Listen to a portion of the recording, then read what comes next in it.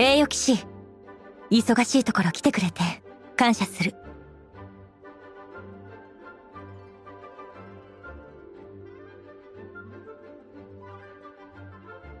手短に話そう。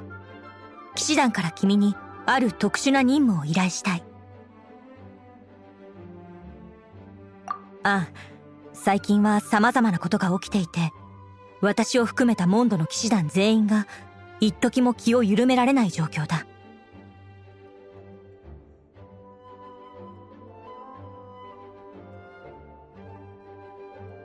実はここ最近、ローレンス家の人間がファデュイと深くつながっているとの報告を騎士団員からたくさん受けているんだ。またファデュイかよ。でもローレンス家ってどんな奴らなんだ？過去のモンドには旧貴族によって支配されていた暗黒の時代があった。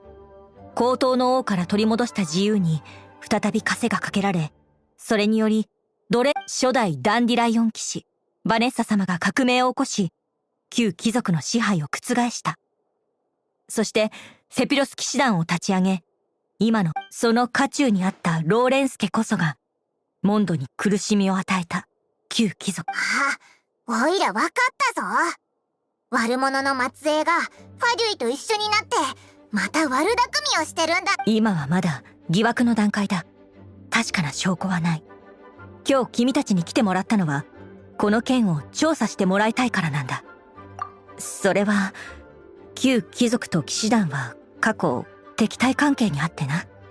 騎士団は長い年月をかけて双方の圧力を解消しようとしたんだが、私たちがどんな態度で彼らに接しようともいい結果にはならないだろう。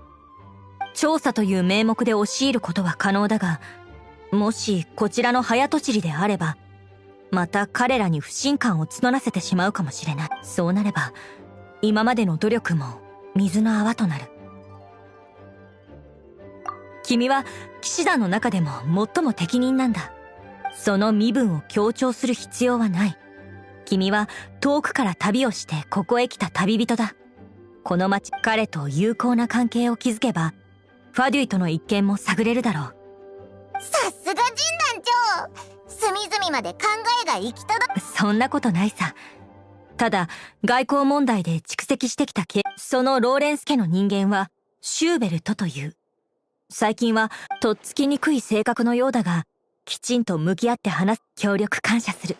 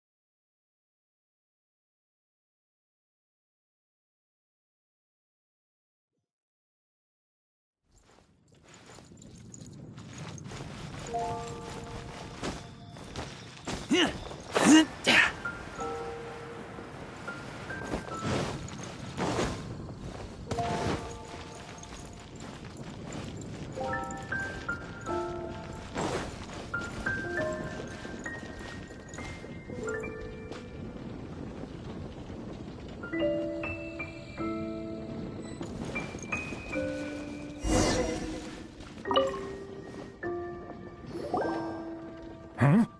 Who are you? Hello! We're here to...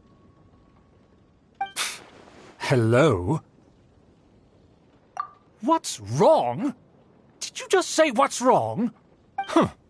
And I suppose you think that you can simply strut up here and greet me in such an ignoble and vulgar manner? Given that I don't recognize you, I can only assume that you are a traveler of some variety. I'll have you know that you are speaking with the Schubert Lawrence, a blood descendant of the magnanimous nobility. If you wish to address me, you'd best consider your words more carefully.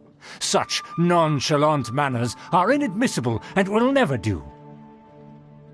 Now, if you're somehow capable of understanding anything I've said, then you will get down on your knees, apologize for your negligent actions, and give me a proper introduction. That is the appropriate etiquette. That's etiquette? Paimon's never heard of something so complicated before. Huh. In former times, when people knew their place and respected traditions, such conduct was only basic courtesy when greeting a nobleman. And neglecting your manners would result in a swift whipping. But look at the world now. Rules have been thrown to the wayside and manners forgotten. I cannot bear to see such degradation. What did you say? You dare question the dignity of the nobility? I'll have you know that though the Lawrence clan is in decline, myself and others of noble blood are looking for a chance to restore our rightful honor. Just look around. The people are unruly and undisciplined. I, however, strive to retain the elegance and etiquette of the nobility. After all, we are of a completely different breed by birth. Save your words. I find your manners and bearing repulsive. I have nothing to discuss with the likes of you. Besides, I am in no way obligated to instruct commoners on basic courtesies. Now I have more pressing matters to attend to. So this is what Master Jean meant by difficult to get along with. Let's head back and talk things over with her.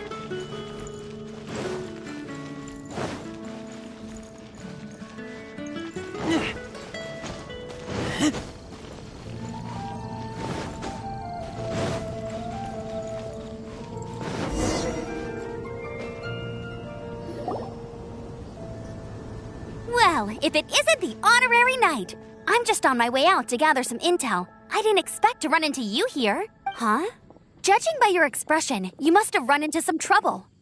Master Jean tasked us with a special assignment, but things seem to have run aground for the moment. No need to get down on yourself. Sometimes things just don't turn out as planned. Even I can't guarantee useful intel every time I'm dispatched. You just have to keep at it and never give up. Hey, why don't you let me try to help? What's the problem? Master Jean asked us to build a connection with someone named Schubert Lawrence. But it turns out that he's a peculiar character that doesn't listen to anyone, especially Paimon. Aha, Schubert! I know him! Let me guess, he said you didn't have any manners. I've been on the receiving end of his lectures many a time. The Lawrence clan can be very particular about such things. You mean everyone in the Lawrence clan is just a big headache? As aristocrats, they believe there should be a certain distance between themselves and common folk. I understand their thinking, but that's just not how things are anymore. However, there is one exception among the Lawrence clan, my good buddy, Eula. Buddy? That's right. Not only is she from the Lawrence clan, but she's also captain of the Knights of Favonia's 4th Company. Eula is special. She's not quite like the other members of her clan. She has her own beliefs and it shows. In other words, she doesn't really adhere to the strict rules and conventions of her family. However, she's still quite knowledgeable about dealing with the Lawrences. I'm sure you'll see what I mean if you meet her. That's strange. If Eula is a member of the Lawrence clan, then why would Master Jean choose us for the task? Couldn't she just ask Eula? Well, it's a little complicated. Basically, the Lawrence clan has frowned upon the fact that Eula joined the Knights. Her family members don't particularly care for her. In their eyes, Eula is nothing but a traitor to the family. She's very easy to get along with. Just explain the situation, and I'm sure she'll help you come up with a way to get along with Schubert. In fact, I think she's out in the wilderness on patrol this morning. You should be able to find her around Storm Bear Mountains. Thanks, Amber. All right, you heard her. Let's go find Eula. Good luck, you two. I've got my own matters to investigate. Who would have guessed the Knights have a member of the Lawrence clan?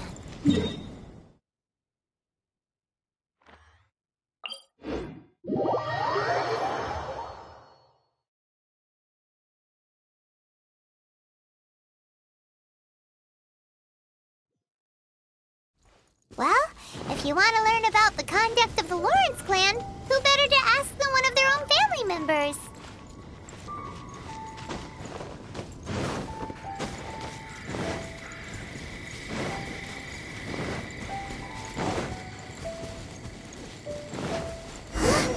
The Fatui!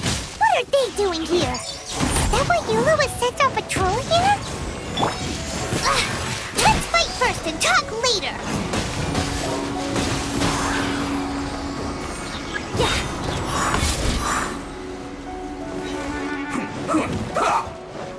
No escape!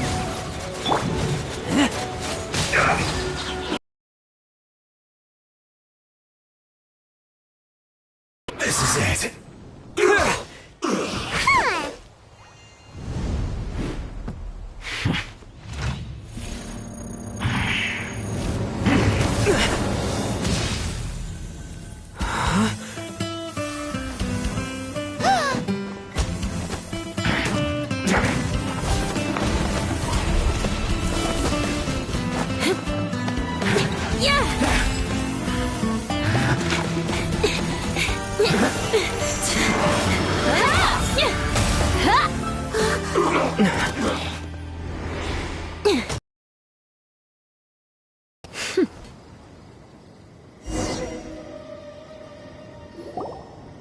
You don't think twice before reaching for your sword, do you?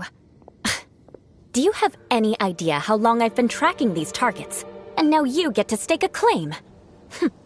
You think you're stronger because you got to them first? Mark my words, vengeance will be mine. What? That's right. I heard the commotion and came as swiftly as I could, only to find you two already fighting the Fatui. Not only that, you are making quick work of them too. If I didn't make my move, you would have been able to take all the credit. Still, I'm glad you're unscathed. Confronting that number of Fatui at once can be dangerous. Thanks for your concern. Concern? Why would I be concerned for the safety of my arch-enemies? Arch-enemies? Wait a minute! You were saying how glad you were that we were unscathed a second ago! By which I meant, if you were injured, I'd have to escort two strangers guilty of stealing my targets all the way back to Mondstadt, which would mean you'd cause me even more trouble. My vengeance would be swifter still. Huh? So that's how you see all this? Yes, that's me.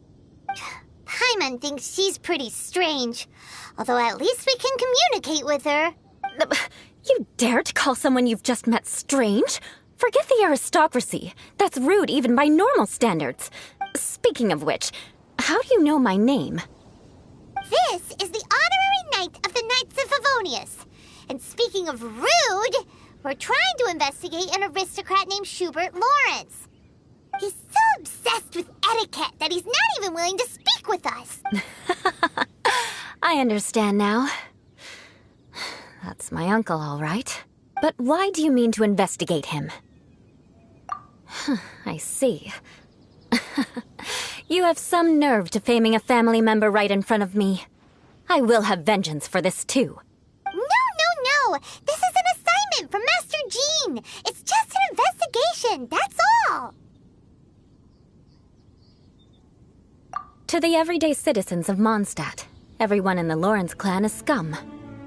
It's natural for rumors and unwarranted gossip to lead to such suspicion. Hard to avoid such a reputation when you're known as the ruthless rulers of Old Mondstadt. Oh, so that's what you think of me? Yet another transgression to avenge. But, didn't you say it first? Oh. Curious. We've only just met, and you've already given me 3 causes for vengeance. It's been a while since I've encountered anyone as interesting as you. I assume you need me to teach you the conduct of the Lawrence clan. Only then will you finally be able to communicate with my uncle, correct? That's right. Amber told us to come and talk to you. Well then, let's begin your training immediately. It'll be easier to train when we're back in Mondstadt. We'll require other people. We can put that aside for now. Besides, if it's the acting Grandmaster's assignment, and Amber's the one who recommended me, I should comply. Hyman's confused. This girl's all vengeance this and revenge that. But she doesn't seem the least bit angry. Still, Hyman has met bigger weirdos before.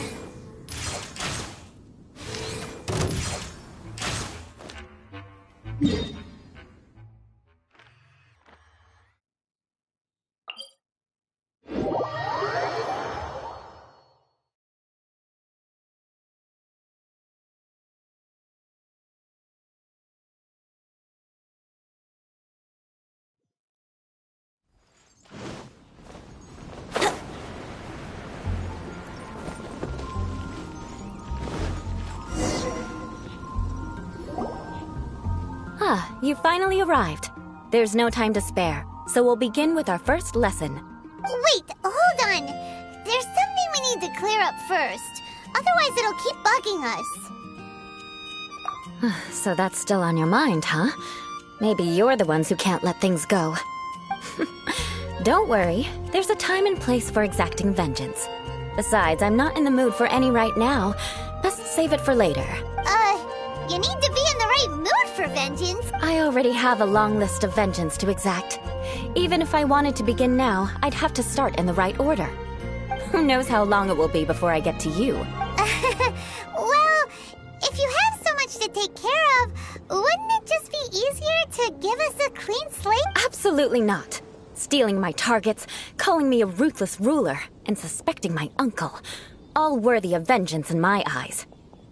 But you needn't worry, at least not whilst we're investigating this matter.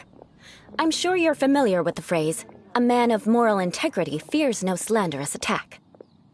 If Uncle Schubert didn't commit any wrongdoing, then any such investigation will prove fruitless.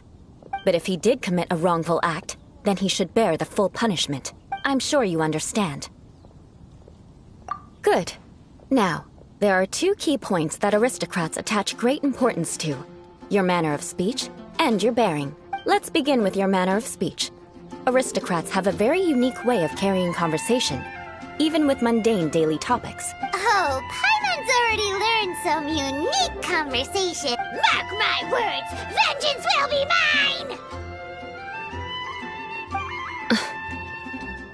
mine! Not even close. And besides, it sounds strange. Hey! Paimon learned it from you! And didn't you say not to call others strange? It seems you don't respect the rules of your own clan. No, I've no need to trouble myself with such frivolous formalities. Here, allow me to demonstrate.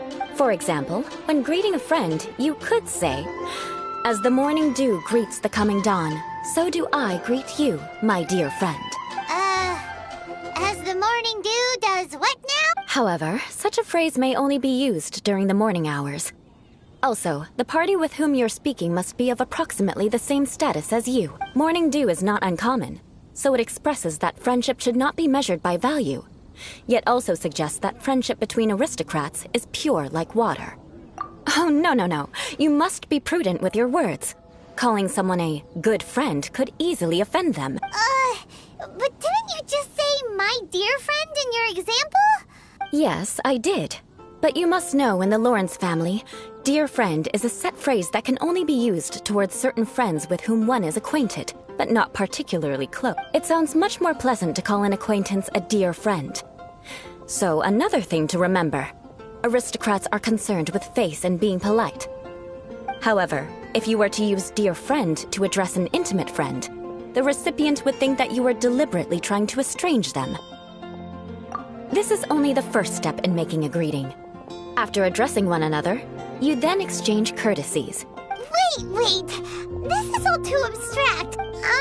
Perhaps it would be better if you gave some real-life demonstration. Very well. Come with me. We'll choose some bystanders to converse with.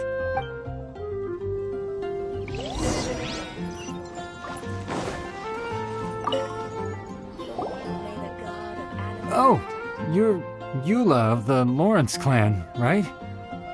This can't be good. You there, lowly laborer. You stand in the presence of a member of the illustrious Lawrence clan. I have words for you. Please acknowledge the glory bestowed upon thee by the nobility... what comes next? Oh, right. By solemnly kneeling to the ground with utmost sincerity. Huh? I can't make heads or tails of anything you're saying. Hold on. What did they always teach me? Whenever a dispute arises, protection of your family's prestige and dignity always takes precedence. Got it. As a lowly commoner, you shall maintain absolute reverence when speaking with those under which you so graciously toil. How dare you speak in such a manner? Is everyone from the Lawrence clan so strange? The days of the Lawrence clan's tyranny have long passed. I don't care what you're trying to do. Just beat it. Like I said, I don't care what you're doing. I have nothing to say to any member of the Lawrence clan. And here's a word of advice. I wouldn't be caught dead walking too closely with any one of their like in Mondstadt. If that's all, I'll be going. I'm afraid I won't be able to control myself if we talk any longer. Hey! Don't leave! Halt! Mark my words, vengeance will be mine!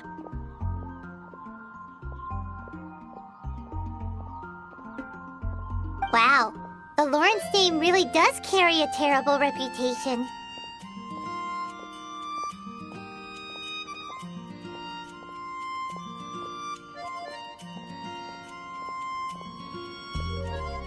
Never mind him. I could have predicted as much. Let's find someone else.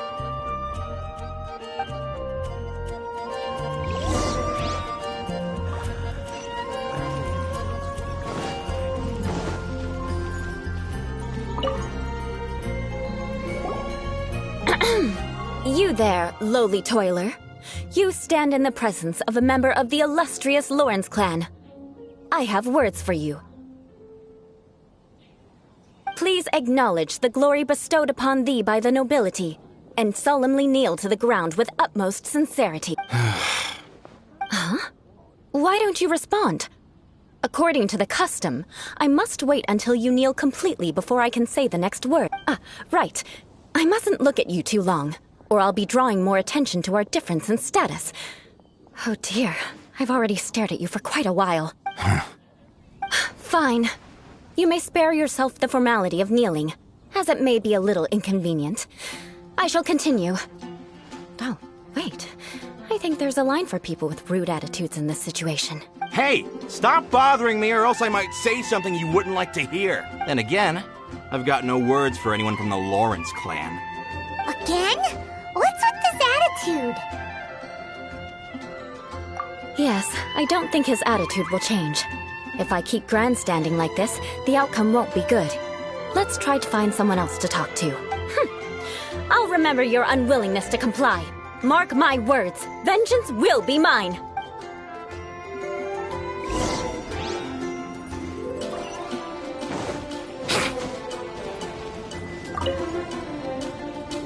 You there, lowly worker. Yeah, I've already heard it all before. Look, just spare me the time. Our answer's always the same. We've got nothing to say to the likes of you.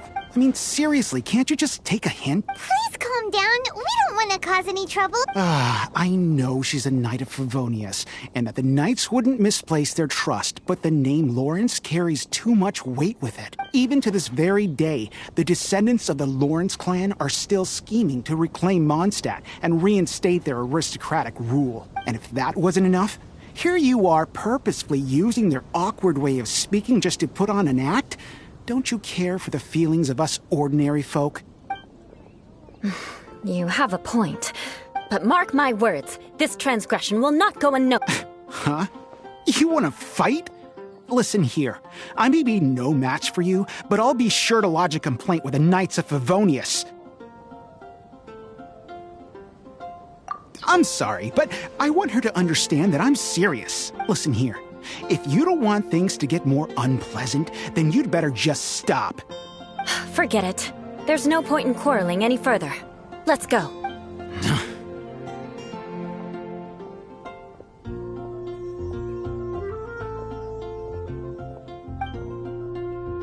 It's all right. This happens quite often. Let's find someone else to talk to. Paimon thinks we've seen enough now. Let's just stop. Actually, Paimon thinks we should apologize for asking you to demonstrate for us. We had no idea the feelings between the Lawrence clan and the people of Mondstadt were so bitter. What can we do? The Lawrence name is already a dirty word among every household in Mondstadt. Even 3-year-olds know the story. I see this kind of attitude all the time. Don't worry. What with me being a Knight of Favonius, they're usually willing to speak a few words with me. Perhaps my aristocratic manner of speech provoked them today. Believe me, it's not a big issue. So this is the way things are normally for you? There's no need for them to direct their anger at you personally. That's the way things are. Perhaps it's just fate for those who have made mistakes. Accepting punishment is only fair, right? But when your family has committed atrocities, I'm afraid there's no easy path to reconciliation. As memories are carried in the city breeze, the faults of such grievances are passed from one generation to the next. At least I have a means of living a relatively normal life compared to the elders of my family. I have nothing to be discontented about.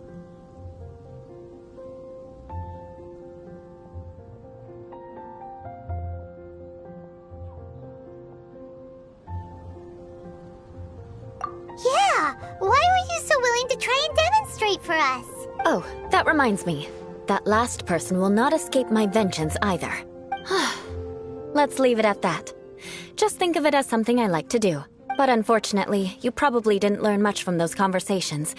It seems we have no other choice but to find more people to talk to. No need! Besides, the Traveler's pretty sharp, and nothing gets in our way on an adventure. Paimon thinks we got the gist of it now, right? Right? We'll just have to roll with it for now. Let's just keep Eula from getting anyone else riled up. Well then, I'm glad you learned something.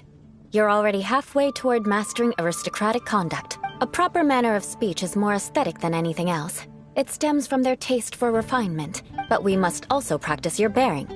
I have a very effective way of training for this. Come with me to Dragonspine.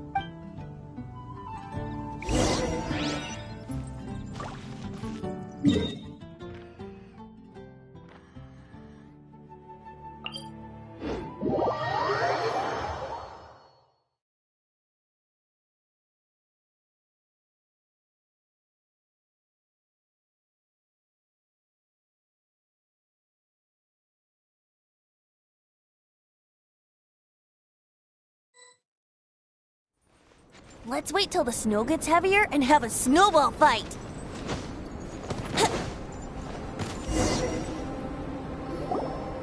It's so cold. Does aristocrat training really need to be done here? If you wish to truly achieve the dignified conduct of an aristocrat, you must learn to remain composed and elegant even amidst harsh conditions. For example, you can see that part of the path up ahead is quite difficult to traverse, but a well-trained aristocrat would not only effortlessly proceed forward, but do so without a stain on their garment and their elegance fully intact. Paimon thinks we've left the realm of aristocrats and entered the realm of adventuring. Compared to what we've already seen, this should be a piece of cake. Uh-huh. This is where you can finally apply some of your adventuring knowledge. You look pretty confident this time. All right, let's get started. Remember, you must be graceful and elegant. Don't...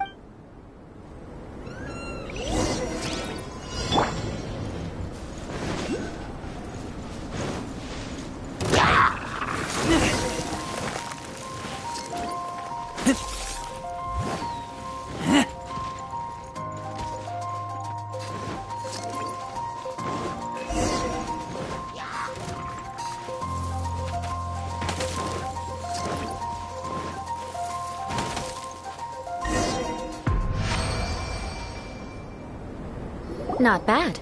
A lot better than I had anticipated, at least. Paimon almost didn't make it through. Whew. Good thing we didn't get stuck. So, are we aristocrats? Don't flatter yourselves. We've only just begun. This scenario was relatively simple. In the face of a real battle, one would seldom have a chance to stop and evaluate the situation. There's a ley line monolith just up ahead that will attract nearby monsters. True elegance is the ability to calmly yet swiftly make decisions in the heat of battle. My family set only the highest expectations for me, even as a child. Let's proceed.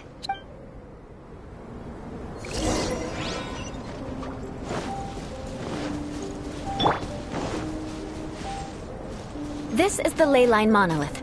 Go ahead, activate it. But be careful not to get launched into the air or frozen while fighting. That would be most unsightly.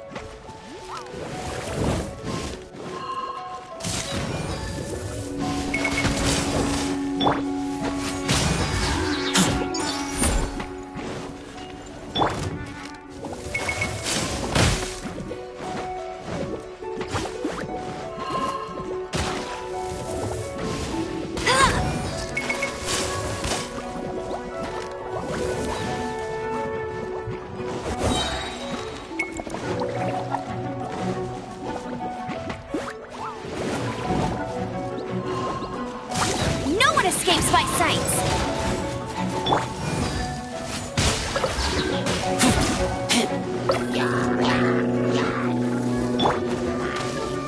Think you can get away? Brace yourself.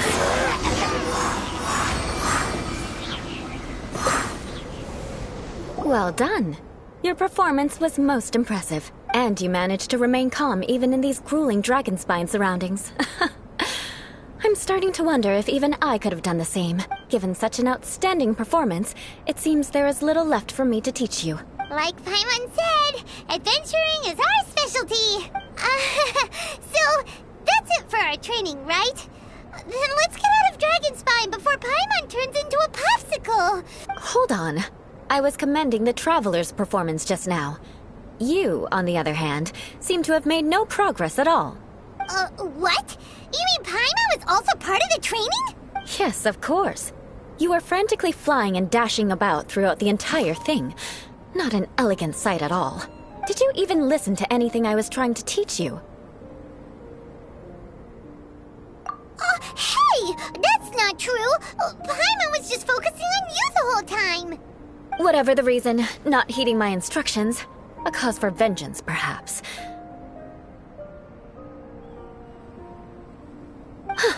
Now, drink this. Huh? What is it? Are you trying to poison Paimon? Certainly not. It's warm milk. Didn't you just say that you were freezing? Drink it and it'll help warm you up. Oh, thank you. Are you still planning on the whole vengeance thing? If I wasn't, then why would I care about you being cold? If you turned into a Paimon popsicle, that would ruin my plans for vengeance now, wouldn't it? So, dear friend, don't die on me out here. Ah! Paimon knew something was off! All in the name of vengeance. No need to thank me. Now then, Given that your training is complete, it's time we return to Mondstadt. Our last step will be preparing a cordial gift to present to my uncle when you meet him. I already have something in mind. Let's pay Sarah a visit at Good Hunter.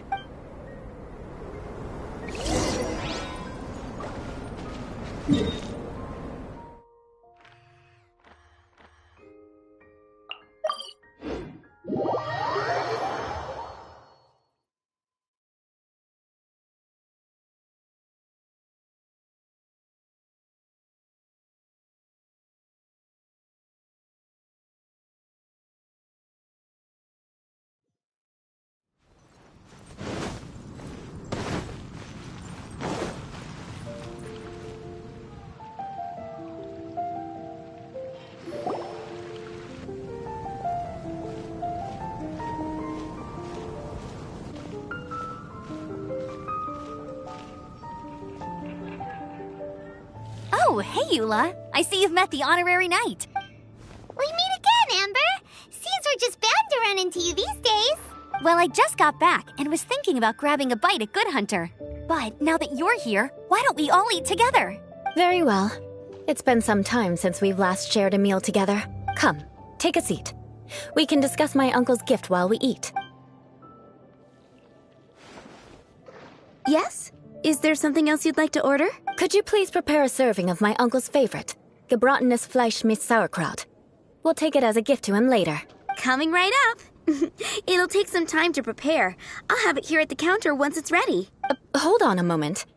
Is this satisfying salad also something that Amber ordered? No, she didn't order it. But because she didn't order any vegetables, I thought I'd throw in a salad on the house. You know, to contrast all the meat dishes. So, we clearly didn't order this, yet you prepared it without authorization. Mark my words, this transgression will not go unnoticed. You're gonna take revenge on her for giving us a free salad? You should know me by now. That's the kind of villainous character I am.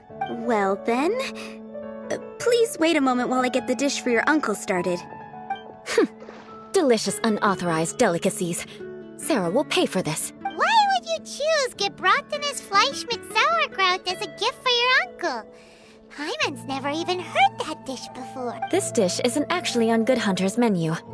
Only long-standing patrons such as my uncle would know about the dish. The old aristocrats seem to take a liking to it.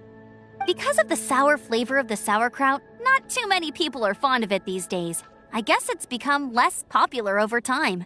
Eula treated me to the dish once, and I couldn't even finish a bite. I've nicknamed it gebratenes Fleisch mit Vengeance ever since. Ugh. I never expected us to have such completely different tastes in food. If I weren't in such a good mood, I'd say that constitutes grounds for transgression. Of course not. It's hard to find someone in Mondstadt that attracts contempt as much as she does. It's fine when you're just joking between us, but I'm afraid our honorary knight might misunderstand you. Eula's always talking about vengeance, but that's just how she is. It's nothing you should take too seriously. But I am serious, and I'll remember every transgression committed against me. It's no wonder so many people dislike you. Paimon's starting to realize that Eula is actually a very good person. There's no need to be so awkward when you want to say something nice. Listen, you've never been labeled as a social pariah, have you? Well, no? So that's why you wouldn't understand how hard it is for a bad person to try to be good. It's impossible for me, and I have no intention of acting like a good person. All right, no need to look so sullen. I'm just kidding. Come on, let's eat. The food is getting cold. Oh, I'm stuffed. I'll see Sarah about the bill. No need. I've left the mora under the plate. If you try to settle it with her in person, she won't accept payment for the salad. Don't underestimate my ability to exact revenge. Sarah won't get the upper hand this time. All right, next you should pay my uncle a visit. He has a small camp at the top of the mountain near Springvale. He usually whiles his time away there when there's nothing else to do. Aren't you coming with us, Eula? I'm afraid that wouldn't be very convenient for me. It'd be better if you two went alone. Ah, yes. Please do remember to pick up the dish from Sarah. I still have more recon to do in the wilderness. Well, until next time. Let's meet again. What an interesting bunch you are.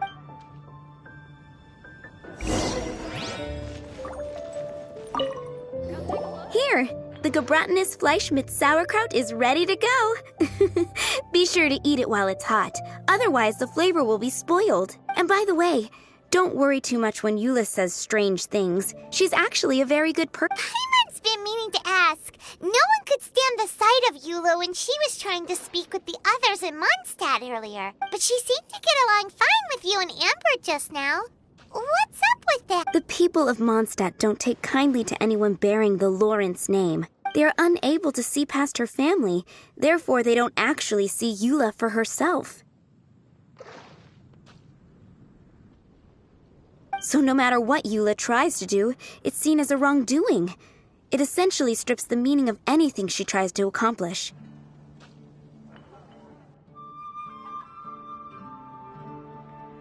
How come you're able to see Eula differently then?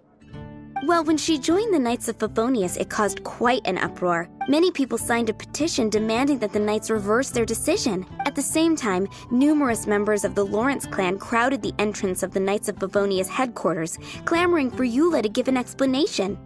Whoa, so both sides were unhappy. That's right. So you can imagine how determined Eula must have been under such circumstance. But thanks to Grandmaster Varka and the unwavering attitudes of others in the Knights of Favonius, they were able to quell the unrest. Tensions still remain beneath the surface, I'm afraid. In the eyes of the people, she's a stain on the Knights of Favonius. And in the eyes of the Lawrence clan, she's a disgrace to her family. But she simply fulfills her duty as a knight, silently helping one person after another, myself included. People like Eula should be approached with care and understanding. She could stand to be treated a little more fairly. I believe a day will come when things will get better. Once everything's settled, we should go talk to Eula again. Paimon thinks we know how to communicate with. I'm glad. I think that would make her very happy, though she might not ever admit it. Take care. Please come again.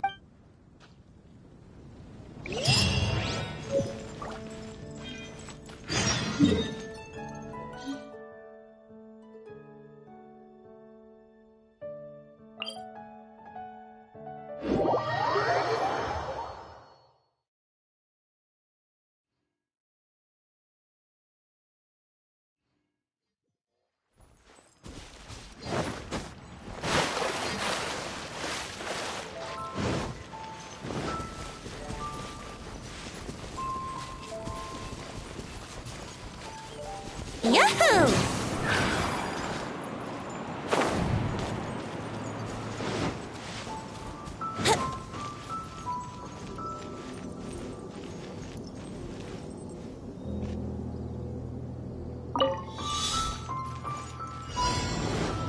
Here we go!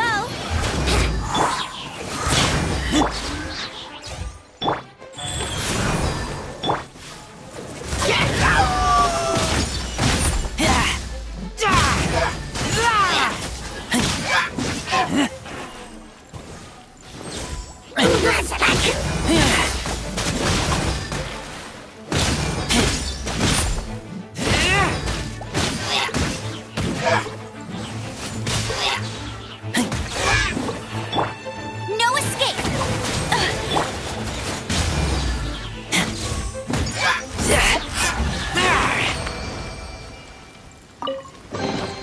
These things useful?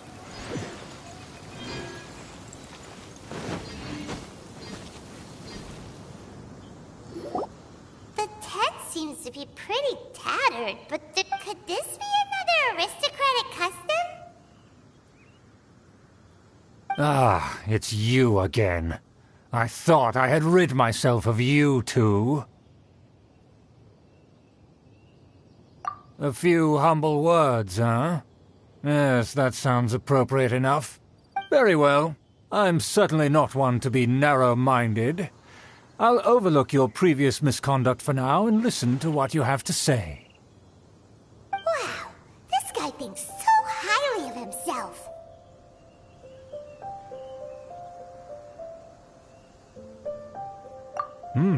It appears I have misjudged you. Supreme brilliance. The glory of the nobility that continues to this day. A true loyalist. Impressive. My intentions were to test your humility. It appears you have become well versed in our etiquette. Oh, so he was testing us. Sheesh, what an ordeal. Your conduct is satisfactory. I must say, such progress in such a short time is practically unfathomable. If I may ask, from whence did you learn such a civilized manner of speech?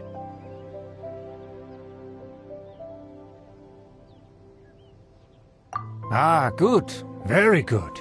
You are bright, and compared with the common folk of Mondstadt, you certainly have potential. If you were of aristocratic blood, your prospects would be promising indeed. By the way, we brought a gift.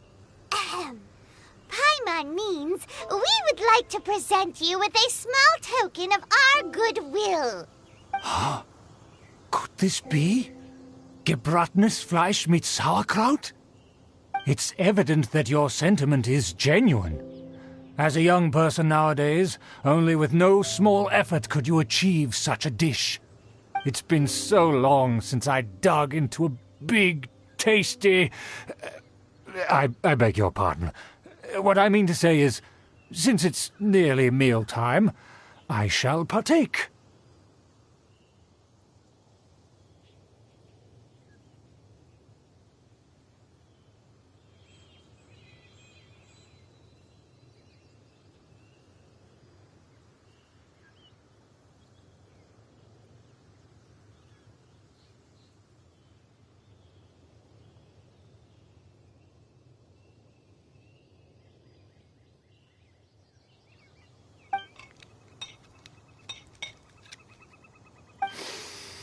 Ah, yes, this aroma, just as I remember it, and this exquisite sour flavor. A delicacy that only us noblemen and women could appreciate. Now even Paimon's starting to wonder what it tastes like. I acknowledge your genuine goodwill. Such sincerity must certainly imply that you come bearing a request. Wait, so you've come to know of this, too? It was meant to be a family secret. Well, considering your meticulous etiquette, you must be a talent of unusual fortitude. I'm willing to place my full trust in you. Please, come with me. We happen to be in need of competent fellows like yourself. To see some friends from a distant land. They have offered their assistance in restoring the Lawrence clan to its former glory. So he trusts us solely based on your etiquette. Well then, let's get going, shall we? You'll understand everything in due course. Do you think his friends are the Fatui? Things will get sticky if the Fatui happen to recognize you. What should we do?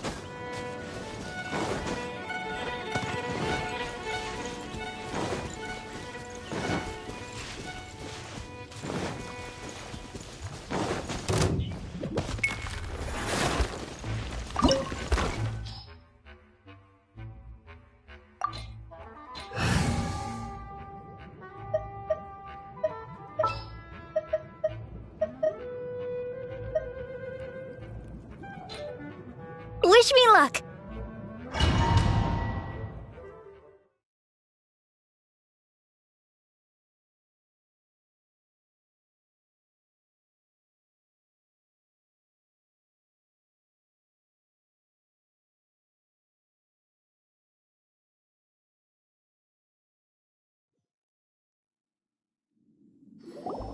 Huh? Why have you put on a mask all of a sudden?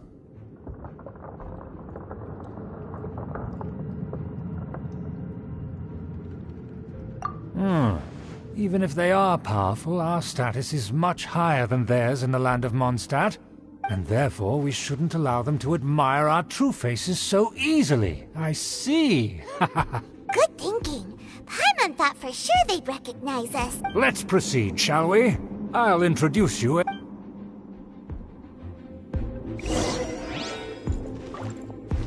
As you'll see in a moment, there are many already helping us.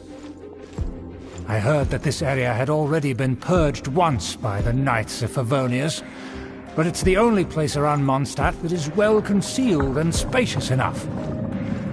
Although it has fallen into disrepair and does not suit the tastes of the nobility, we simply have to make do for now. Sorry, can we walk any faster? Of course not. An aristocrat always moves with grace in his steps. Moving hurriedly is unacceptable. As expected, it's the Fatui! As expected? Because we always see them around the city. They must be very powerful. Huh. Nothing more than foreign ruffians with power and the ability to flaunt it. But they are favorable business partners. Hold it right there! Who's this? If you really must know, they're my guests. If you happen to offend them in even the slightest, then you will be held accountable by the Lawrence clan. But this matter is of utmost secrecy. We must exercise caution. You dare question the ways of a nobleman? I don't have time for this. Make no need to sound all high and mighty like... Fine. You may proceed. Good thing you're with us. They don't dare to question you. Of course. That is the benefit of prestige. In past times, it would be a dire offense to speak to a nobleman in such a manner. We could determine a person's fate with the blink of an eye. Huh. And such glory will return to me again before long.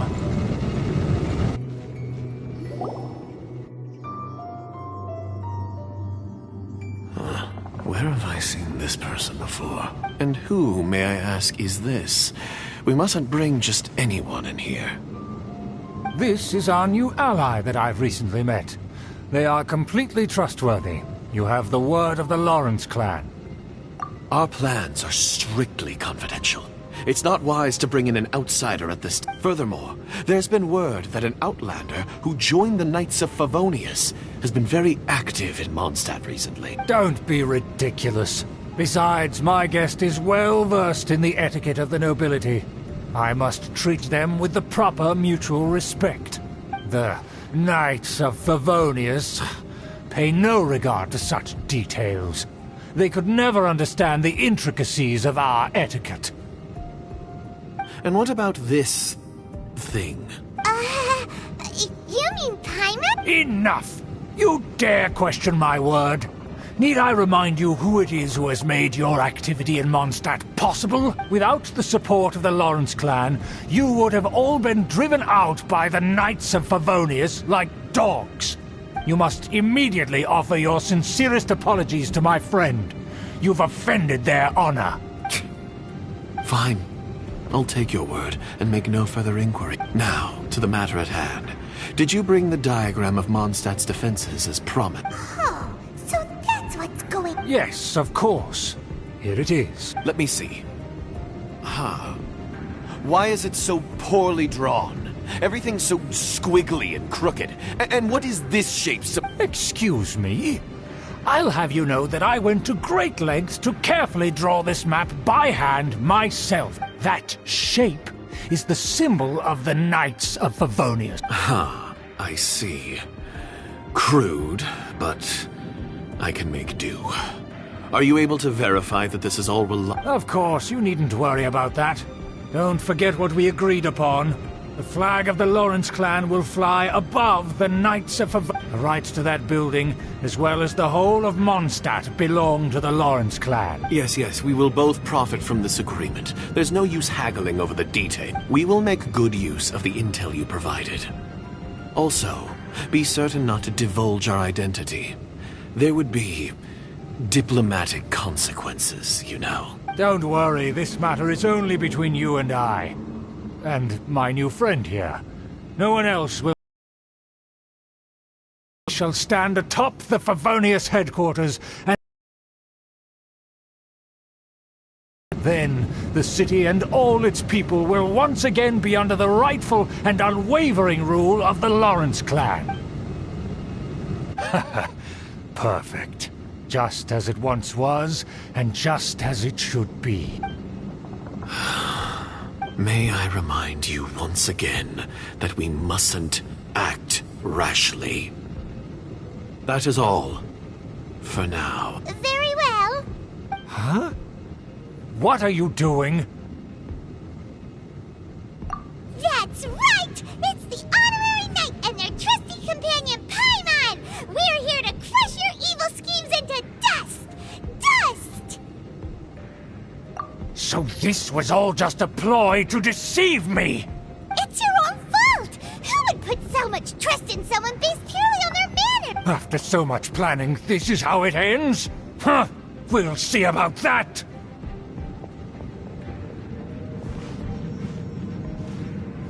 Just as I expected. I knew I should have never trusted these foolish aristocrats. No matter, we already have the intel we need. Get them! They're running off in different directions. Paimon remembers that this place is a dead end. Let's take care of the Fatui first and then deal with Schubert later. That all you got? Don't be a killjoy! We've only just begun. Stay right there. You can't run! Just calculated. Go. Let's dance.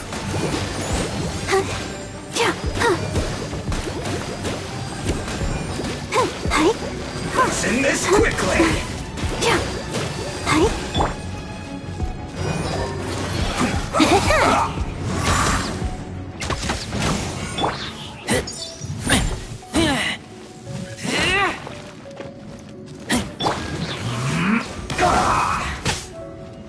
Sacred name, fortune preserver. Life goes on. I slipped up. The door is open. Let's go! Is that Eula? Don't touch me! Get out of my way! I'll leave on my own! It seems we finally caught up with you. This place is crawling with Fatui. Oh, it's you. It seems your investigation went well. Aha! I see now. So you're the one that taught them our etiquette. And I thought you despised such pleasantries. Furthermore, there is a rule in our family.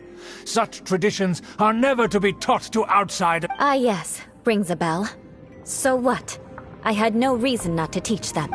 You have brought shame to our family and ruined my plans. It's all for naught now. I know that you poured great efforts into these plans, Uncle. But you were well aware that it was not the right thing to do.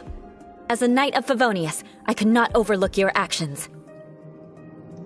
Knight of Favonius? Let's get one thing straight. I am your uncle, and you are a member of the Lawrence clan. You should strive to restore your family's glory. You still have a chance. Defeat every Knight of Favonius here, and leave with me. Then I shall plead with the family to spare you and give you a new beginning. So just to be clear, you want a Knight of Favonius to attack the Knights of Favonius? I shall say this one last time. You are not a Knight of Favonius. You are a descendant of the Lawrence clan. The blood of the Lawrence clan flows in your veins. You must comply with the will of the family. Since when have I ever complied with the will of the family? Why, you unruly maid! If anyone should be angry, it should be me. As a member of the Lawrence clan, you knowingly plotted against the city of Mondstadt and threatened its safety. Had you ever stopped to consider the trouble it would bring to so many people? Had you considered how many enemies you would make trying to keep the plans under wraps? You dare lecture me! That's right. In the name of the family that you so dearly revere, Uncle Schubert. I've never experienced the age of glory you always speak of. And I've never understood our family's incessant pursuit of it. But I am capable of discerning right from wrong. And I deeply understand what freedom means to the people of Mondstadt. The Lawrence clan should never and will never become what you've dreamed it to be. Oh, the disgrace of it all! How could such a rebellious monster emerge from our own family? Things are starting to get pretty hysterical here. Politeness and elegance seem to have gone out the window. That's enough fuss for today. You two, take him away. The honorary knight and I have other matters to attend to. Given that you've already taken action, I assume you've come across some conclusive evidence? Paimon took a peek at their diagram. Your uncle had mapped out all of the Knight's patrol routes and marked out key information about Mondstadt. And there was me thinking that he was just another elder of the family. And a lazy one at that. I never suspected he could stoop this low. So stubborn. Mark my words, vengeance will be mine. Let's discuss this later. Our first priority is recovering that diagram.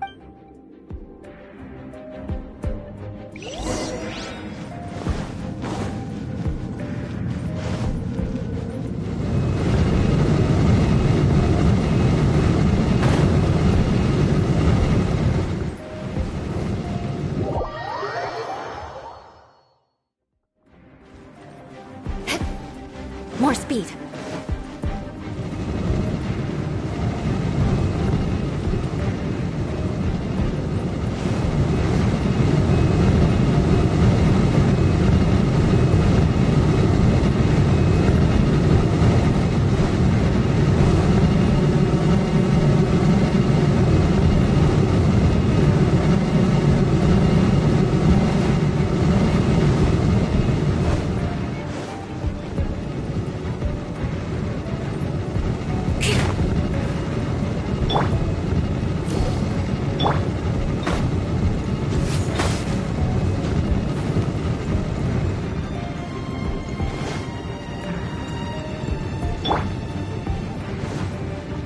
They're here! Stop them!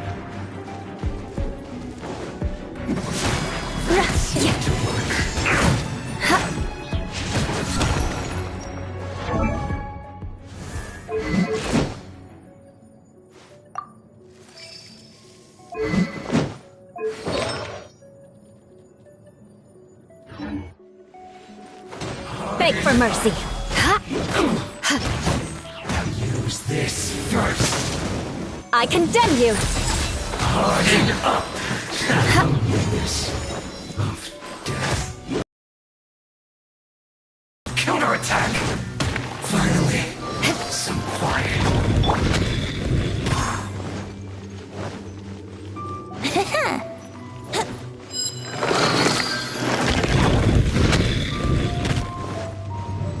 Let's play!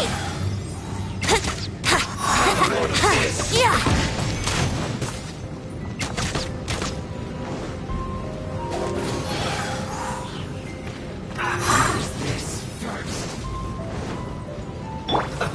Let's move. Shouldn't get careless. Don't be a killer. You've only just begun. Take cover. Flying heat. This one's well done. Looks like I went too far. Go.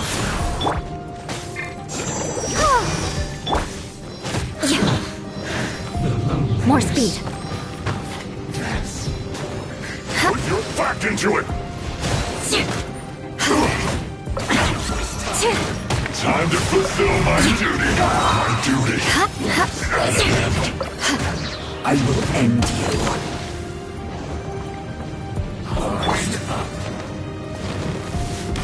What an annoyance. Let's end this quickly. Let the show begin.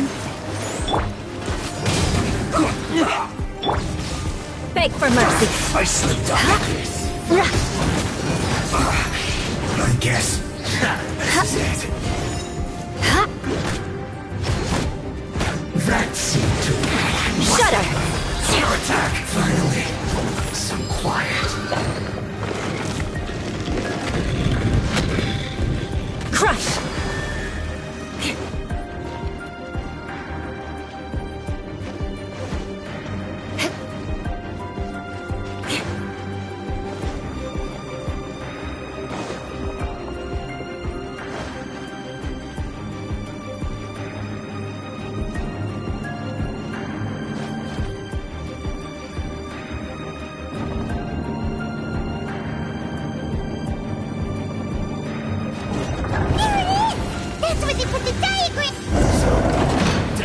huh? I guess there's no other option but to fight! You dare provoke me! Fatui, come forth and dispose of them! Can't run from death. More speed. Life goes on.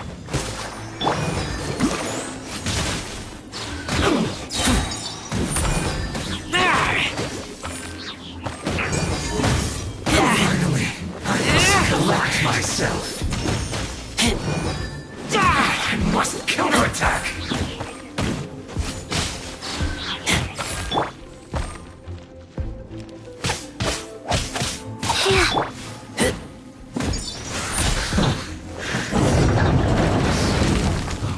Death.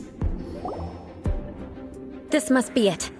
They may very well have already, but without my uncle as their puppet, there'd be no use in them attack. The Fatui wouldn't have relied only on your uncle. True. But if their plan had hinged purely on taking Mondstadt by force, as opposed to with the help of a puppet, they could have spared themselves the trouble. The Fatui are dishonest, but they wouldn't go as far as to start an open war. Their opposition wouldn't just be Mondstadt alone. Anyway, I'll inform the acting Grandmaster. She'll know how to handle things from here. Oh yeah! You suddenly appeared at just the right moment! Yeah, about that. Because you stole my targets by attacking the Fatui I'd been tracking earlier, I came to exact my vengeance. You tried to do my job for me, and I'm here to return the favor. Finally! After all this time, Paimon understands what you're saying! In reality, you sensed that something might happen to us during our investigation. You were worried about us and your uncle, so you brought a team to take a look! My purpose was vengeance. Don't twist the story. You don't look too bright, but it turns out you have a knack for scheming. And mark my words, I'll remember that. Hey! What do you mean Paimon doesn't look too bright? You have seeded a deep enmity between us. Just you wait. Even if you were to be completely destroyed, I would never forget you. Bring it on! I like your fighting spirit. I'll take this diagram back to the Knights of Favonius and take it from here. Sure. Well, see you around. That you will. And make sure not to steal my targets next time.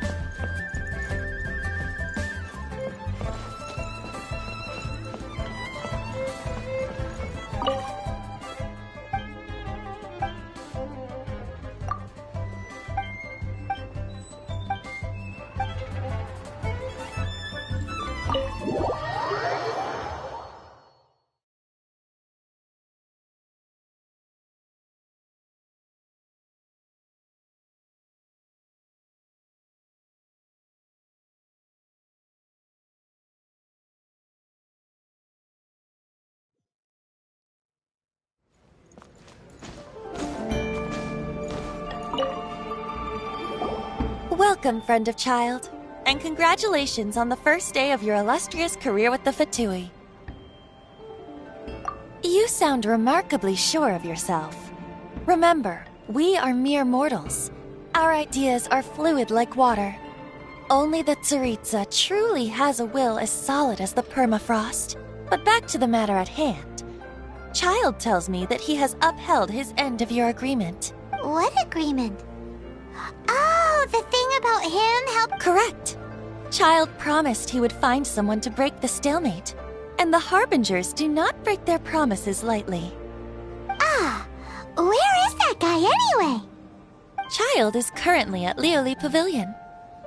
Oh, Paimon knows this one! Ahem. There are two styles of cooking in Liyue, known as Li style and Yue style. They have been competing for centuries, but neither has emerged as the clear winner. The flagship restaurant of the Li style is the Lioli Pavilion. The owner especially chose to open the restaurant at Feiyuan Slope so they could compete face-to-face with the Shinue Kiosk, which is the flagship restaurant of the Yue style.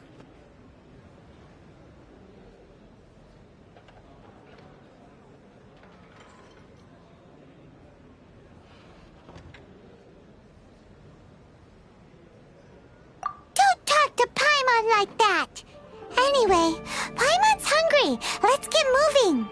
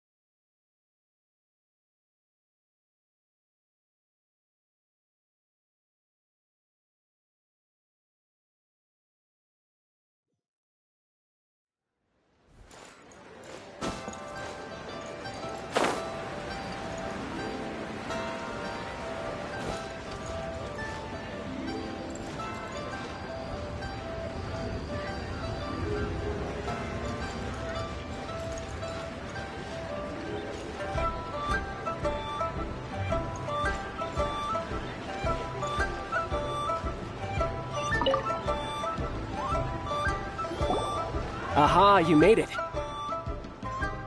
As promised, I have found someone who can help you. Someone who can solve the mystery of why the Liyue Qixing would hide the Geo-Archon's vessel. So, where is he?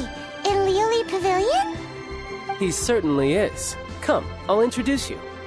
I took the liberty of setting up a business dinner, as per the Liyue custom.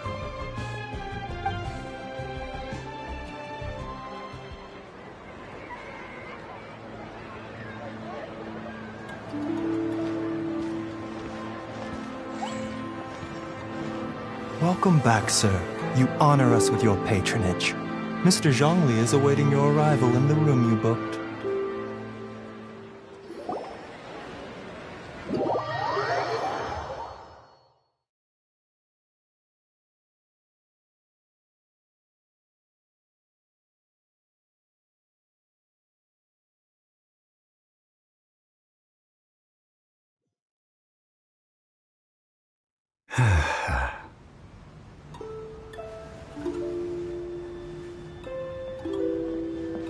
Hi.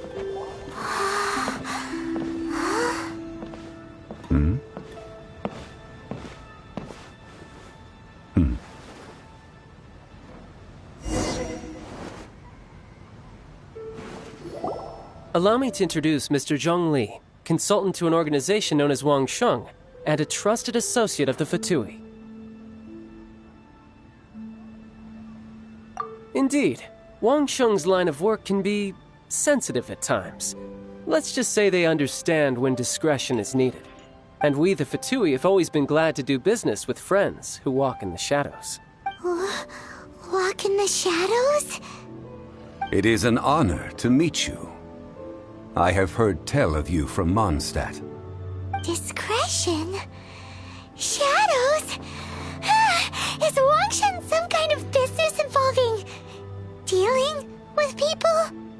Indeed. It is as you have guessed. The Wangsheng Funeral Parlor organizes burials. We ensure that those who pass on do so in peace. Huh? Did you think he was some sort of hired killer? The Fatui calls many such people friends, but the Wangsheng Funeral Parlor does not dabble in such business. Well, ostensibly. Well, they are still... I shouldn't say too much. In any case, I brought you to meet Mr. Zhongli because... Because I can bring you to see Rex Lapis's vessel. What? Don't be so surprised. Sure, the Geo-Archon's body has been squirreled away by order of the Tianquan Ningguang. But first, let's hear what Mr. Zhongli has to say, shall we? Rex Lapis may be the prime of Adepti, but he is ultimately an Adeptus. Many Adepti have left us over the millennia. This is the inexorable trend. The times have changed. You must have felt it too when you were at Jueyun Karst. As you have seen, the time of the Adepti is ending, and the time of mankind is slowly dawning.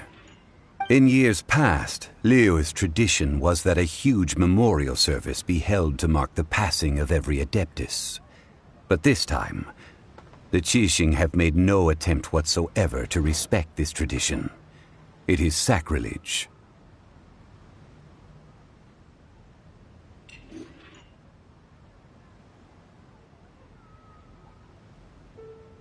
Yeah, the killer hasn't even been caught yet. Deicide or not, the concern of the Wangsheng Funeral Parlor is this. When the ritual to receive this god is so kingly, it is all the more egregious for his final send-off to go unattended to. Traveler, Child has told me a lot about you. Since you have had dealings with the Animo Archon, could I ask you to help me prepare the Geo-Archon's last rites? Oh? In our line of work, this means that you want to silence me. How interesting. Draw your sword, we shall... Just kidding. Let's continue, shall we? The Tianquan Ningguang has forbidden anyone from accessing Rex Lapis's vessel, which of course you would... Only by participating in the rite of parting will you be able to see the form of Rex Lapis again. If we are agreed, come with me. We will speak of the details as we walk. All right, my bridge building work here is done. Turned out well, didn't it? You can go if you want to. Don't worry about me. I might just have a few more drinks and get acquainted with these things they call chopsticks in the meantime.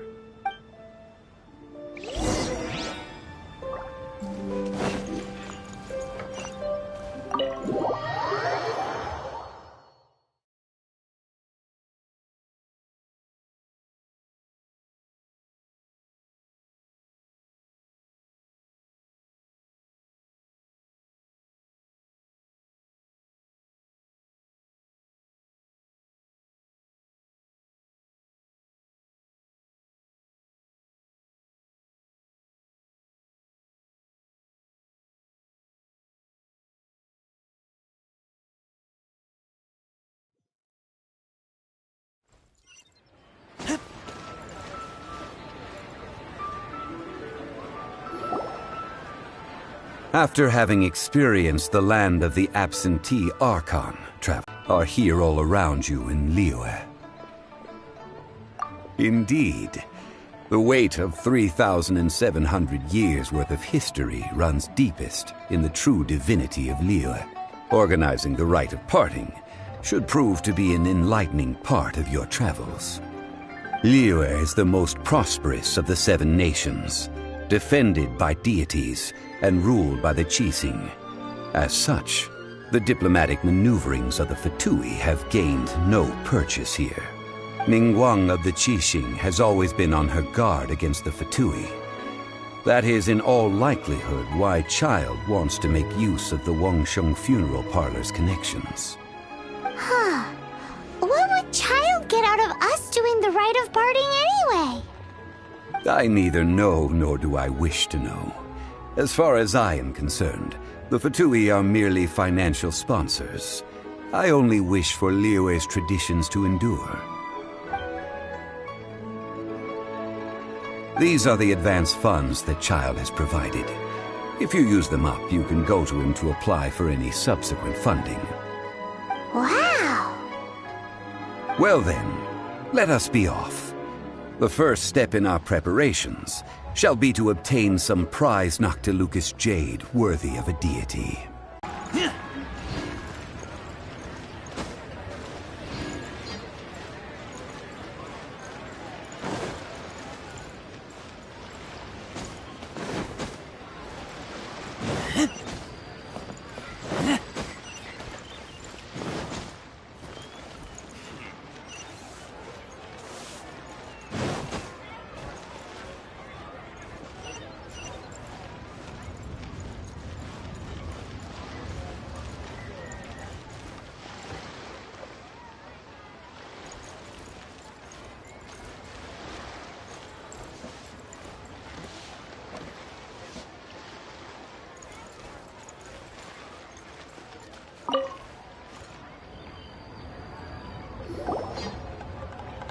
Welcome to the Jade Mystery, my good friends. Would you like to try your luck betting on Jade? This could be your lucky day. It's cheap and it's fun, and who knows, you just might strike it rich. Betting? No, we're here for... what was it again? Noctilucous jade, of radiant grade at the very least. Radiant grade Noctilucous jade? I see. You're not a tourist. My apologies. I have some here for your perusal. What do you think? The Jade Mystery is an old name in the jade business. Just look at that wonderful quality. Rex Lapis doesn't often bless us with such finery. Go on, pick whichever one you like. These 3 pieces really do look pretty. Not like the ones you usually dig up. But how do we pick? Should we just grab one and go? Oh? You want me to decide? That is fine as well. If it were me, the answer would be simple. Oh?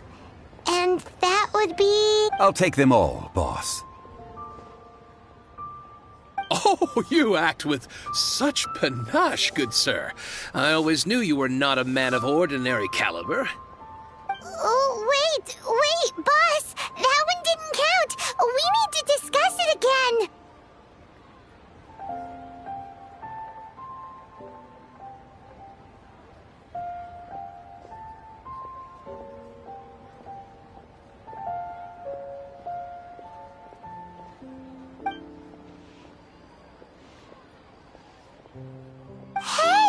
If we only need one for the ritual, aren't we wasting 3 times the Mora if we buy them all?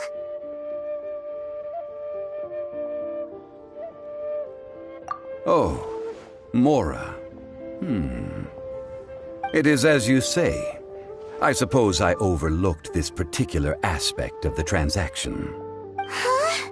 How do you not think about Mora when buying things? If one must always consider Mora before acting, then in all things one is bound by Mora. What? All Mora is currency, but not all currency is Mora. What?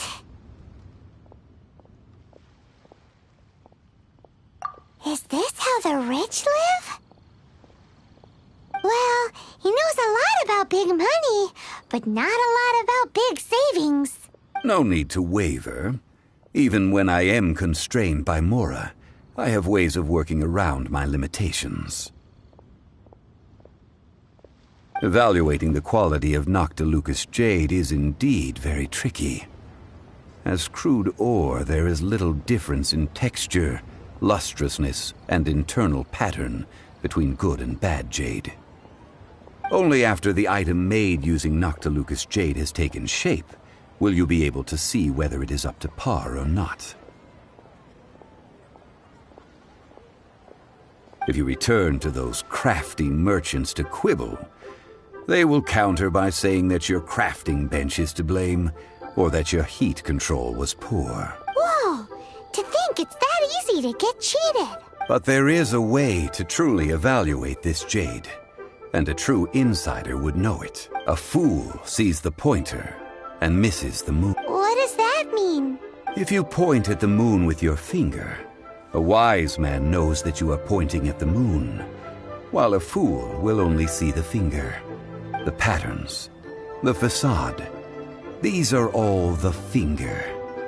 Noctilucous jade is a mystical stone used to light up the darkness, and so its brightness is the important thing.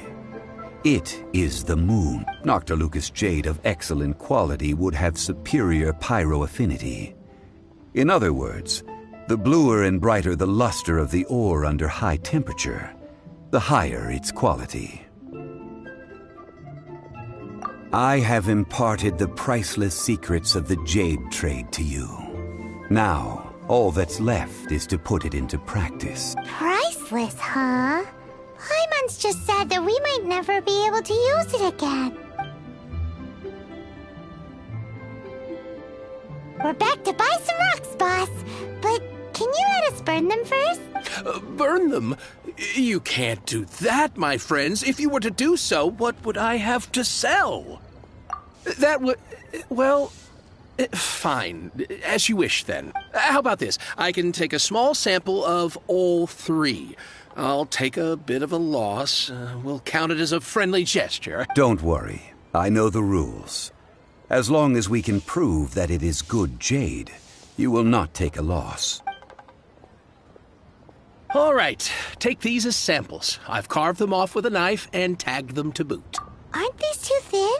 Even paper's thicker. No, even a bug's wings are thicker. These are almost see-through.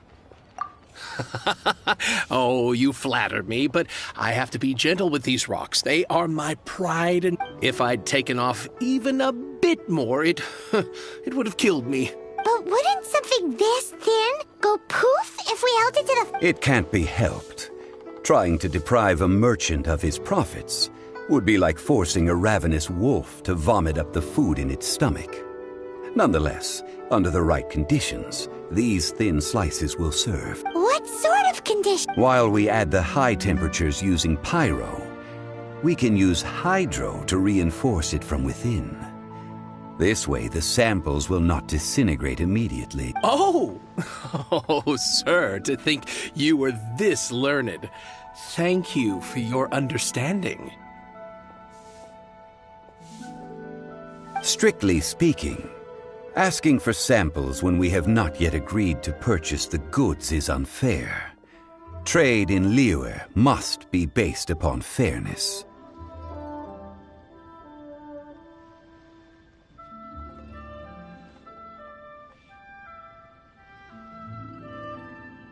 Well, guess we just need to find a place to try this out.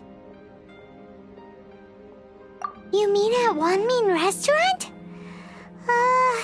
As long as we do it when she's not in. That would not do. It is a place where people come and go. They would be endangered if the elemental reaction were to get out of control. We cannot take such... Oh, Paimon remembers! We once saw this big pot down at the Dada Upa Gorge in the camp of the Hilly Churls from the Meaty tribe. It's real sturdy and should be able to take the elemental react. Now, let's pack...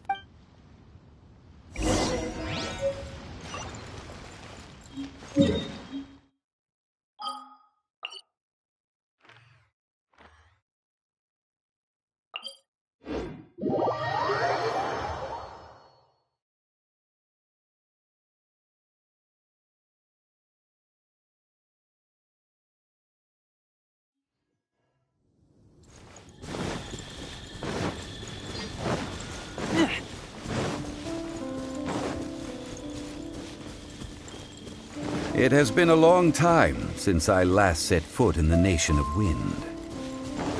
A friend of mine from Mondstadt would always bring a few bottles of locally brewed dandelion wine whenever he came to visit me in Liyue. It must be said that the famed liquor of the land of pastorals is far better than... That's the pot! It looks like the hilly trolls are still using it. It's a bit impolite, but we gotta cut the line!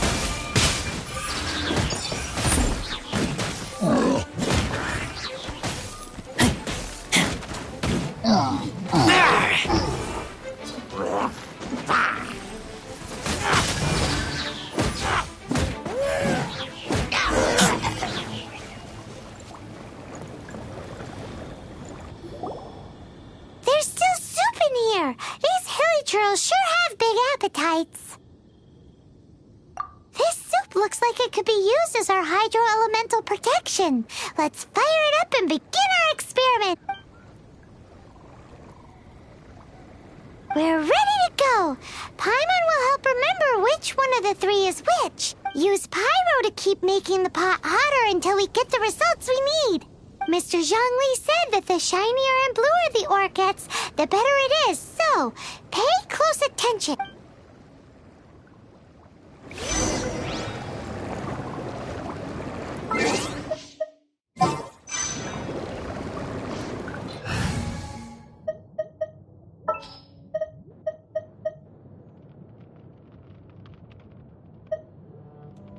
At the ready.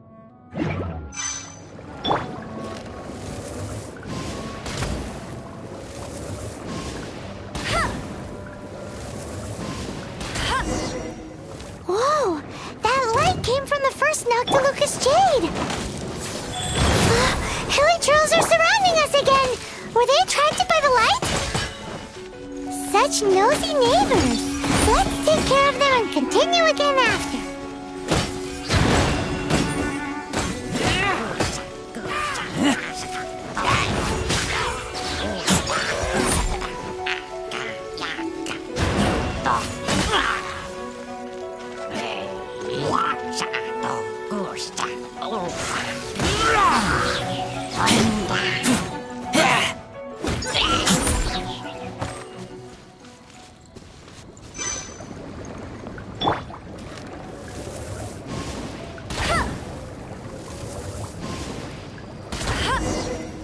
That light came from the second Noctilucous Jade, didn't it?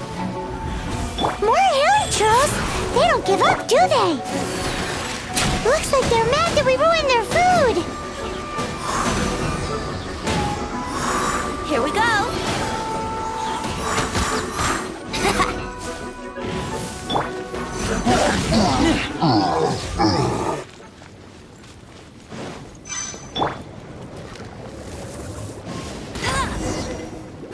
That's bright! Too bright! That was the third Noctilucous Jade, wasn't it? It was so much shinier than the rest. Let's go with that one. Let's head back to the Jade Mystery to buy some jade, shall we?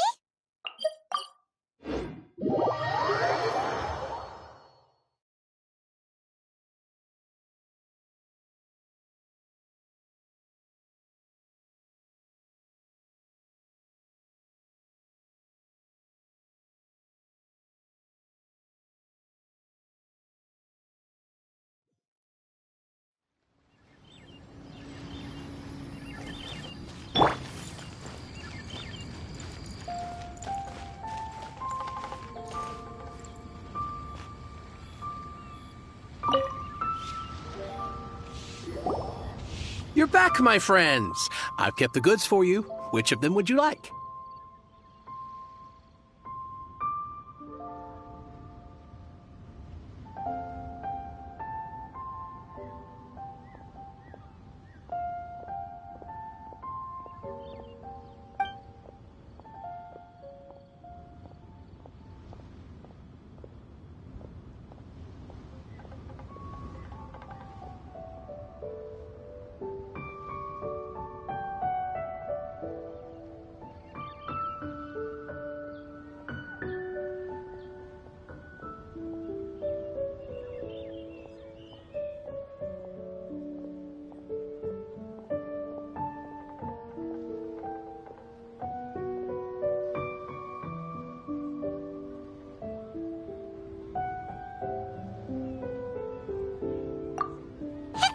Exactly! That's the one Paimon remembers too! No problem. If you have your eye on this one, you can have it. Then we'll take a box of the third type of... Done.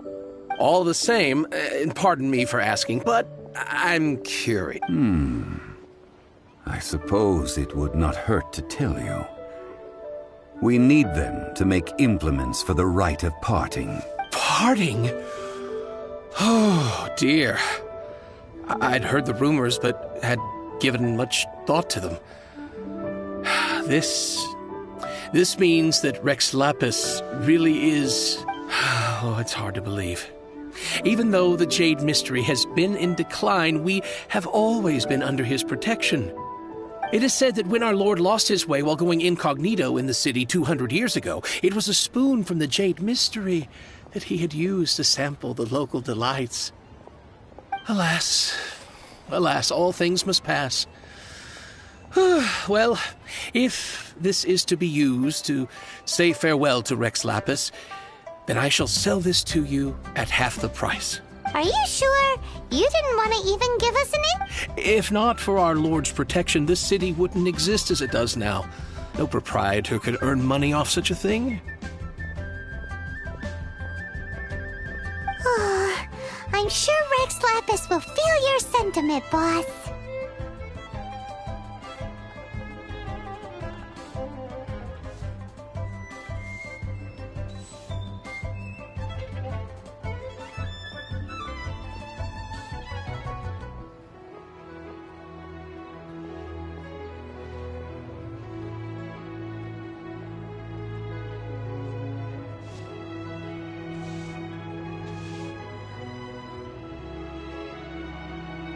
In the safe hands of the Liu Achisin and good honest merchants such as yourself, I for one believe that Liyue will continue to prosper as it always has done.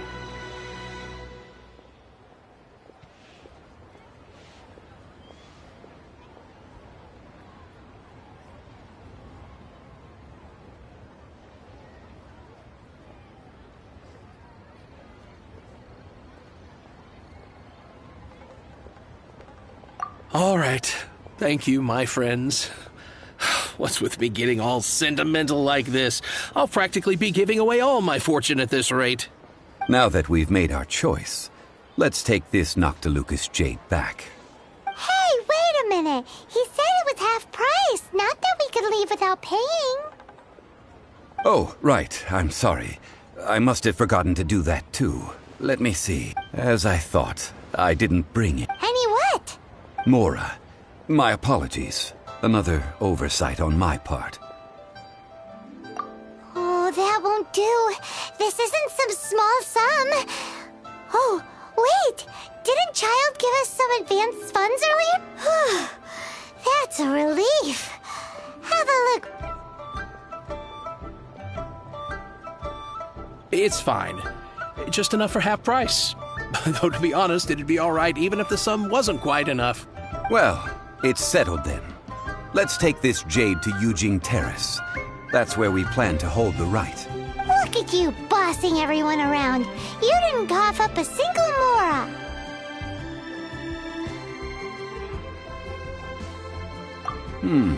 It seems that we must. I will keep that in mind. Thanks.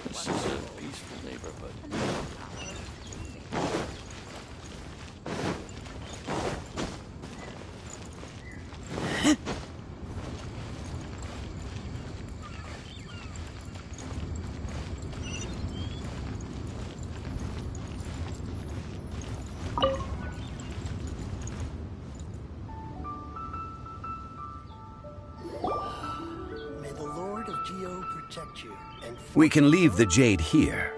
I have already called for a jewelsmith to shape them into the implements that we will need.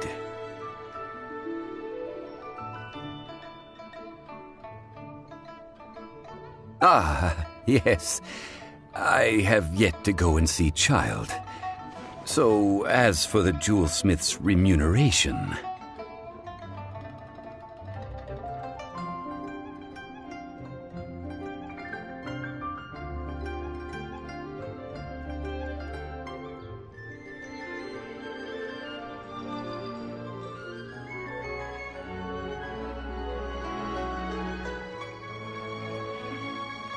Guess we can't do anything else. Also, is this where we're doing the rite of parting? Yes. I have already rented this location, and have begun making preparations for the rite. That's right. The Liyue Qixing have acquiesced to using the same location. But when something this big happened here, should suspects like us really be at the crime scene? We might get caught by the Millilith. Although with that said, since we got back from Dwayne Karst, none of those pesky Millilith soldiers have come chasing after us. Wonder what that's about. Also, the, Rex Lapis vessel... Traditionally, we call it the Exuvia. Ah, right! That's what it was called. You seem to know everything, Mr. Zhongli. So, was this Exuvia hidden away by the Qixing? I mean, we haven't even figured out who the murderer is. One must think that they already have someone in mind. Or perhaps they already know. Surely they must have found all the evidence that there is to find here. These things are for the authorities in Yujing Terrace to consider. Trying to help would probably only add to their troubles. Before the rite is conducted, the Exuvia will be kept temporarily in the Golden House. Golden House? The only mint in Liyue, which is to say the only mint in Teyvat. All the mora that flows throughout the world is minted there. Wow! Oh, no! Paimon wasn't thinking about anything bad. Paimon thinks it suits Mora. But why do you know this, Mr. Zhang? Since the rite of parting has the approval of the Qixing, it is a semi-official event. As such, there is already some limited information available. Perhaps each has their motives. But this is the capital of commerce. A little exploitation once in a while is not unacceptable. In Liyue, where the god of contracts reigns, only contracts may not be betrayed. Well then, we should go and prepare the perfumes used in the rite. Perfumes? Where'll we get those? No. Perfumes used to honor the gods must be freshly decocted. The quality of the silk flowers we require is also special. Silk flower petals contain a fibrous material of good quality, often used in brocade making. Its scent, however, is most elegant, and is especially suited for solemn events, like giving offerings to gods and adepti. It's time for Zhongli's lectures on high We shall not speak of the details right now. Follow me. We shall go to the merchants to purchase our ingredients.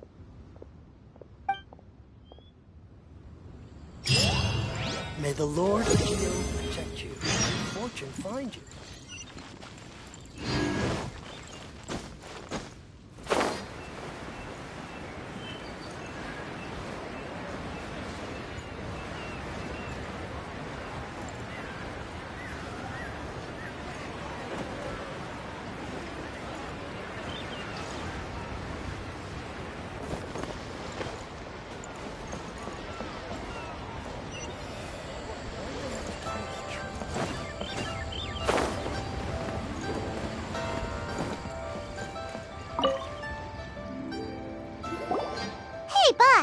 Do you sell silk flowers here? Silk flowers? We certainly do. Which kind would you like? Which kind? The good kind? The best kind? We're buying Paimon what what kinds there are again? Ugh, you ignorant shoppers. Always coming in here with your stupid questions. Golden Housemaiden, Valley Weaver, and Fate's Yearning. One of each to start with, if you don't mind. My goodness, this gentleman is quite the connoisseur. You two must be his servants. Please refrain from any further attempts to contribute.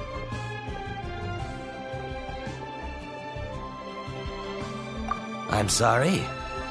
Ah, yes. We've met before, haven't we? Sorry, traveler. I shouldn't have spoken to you in that tone. Now then, please peruse at your leisure. Do let me know if you have any further thoughts. Silk flowers exhibit different properties based on how their environmental conditions differ from their ancestral habitat. Nevertheless, these are fine. Just look at the abundant foliage here. And these stamens, glamorous as a maiden of the Golden House. This strain is an evergreen and mostly grows under complex hydrological conditions.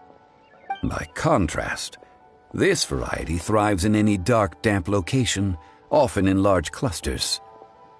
Morphologically, it is distinguished by the profusion of petals and densely packed stamens, though its powerful scent gives it away just as easily.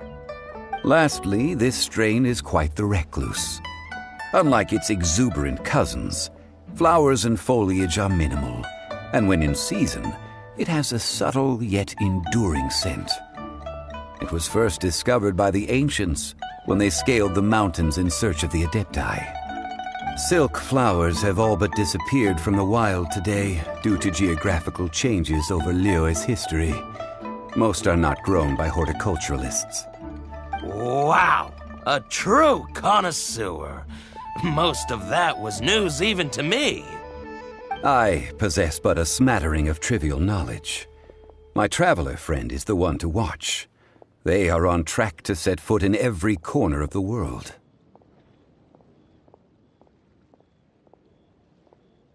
Oh, Mr. Zhongli, you're way too humble. So, which silk flower did you want anyway? I'll take them all, boss. Again? How can I put this? When purchasing opera tickets, it is natural to decide based on which singer has the most melodious voice.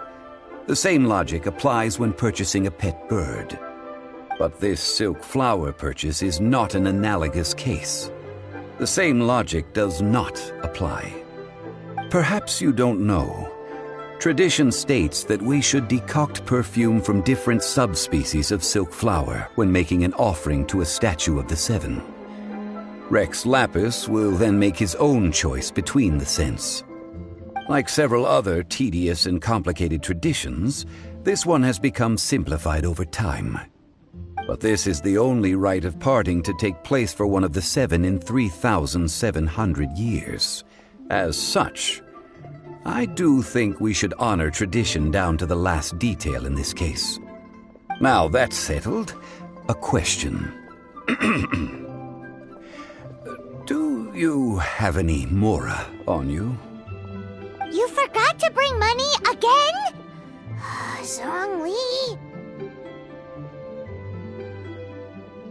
If I may interject, did I hear you say that these flowers are to be an offering to the Lord of Geo himself? Yes, in a sense. Gosh, well, why didn't you say so? I heard the awful news about what happened at this year's Rite of Dissension. It would be bad luck to say it out loud, but I've been worried about our dear Lord ever since. I'm worried that everything I've heard is true. Since these flowers will be used to glorify our Lord, they're free of charge. Just don't forget to pass on my regards.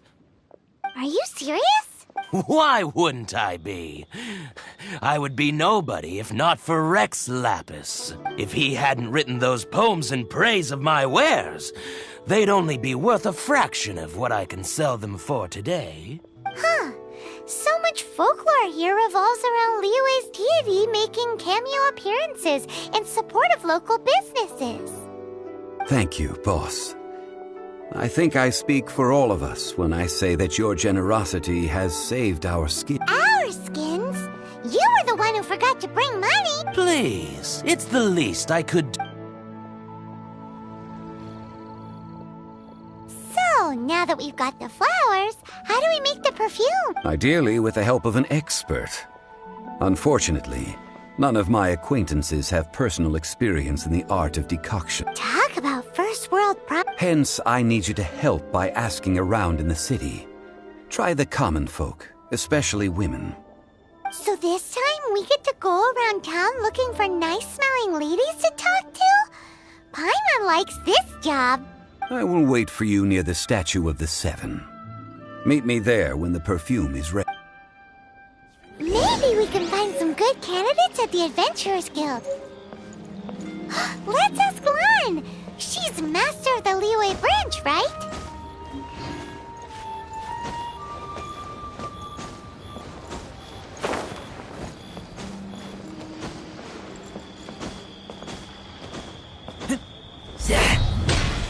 You can't beat the atmosphere here and leave it.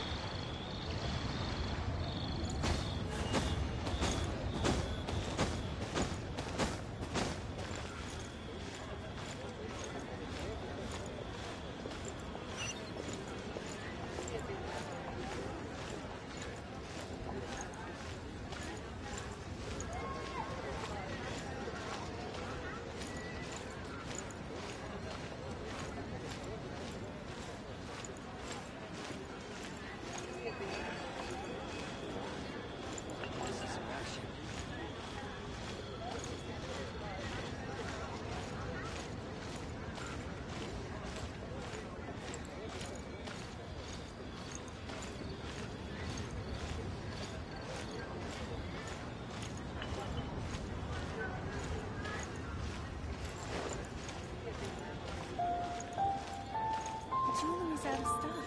We'll have some new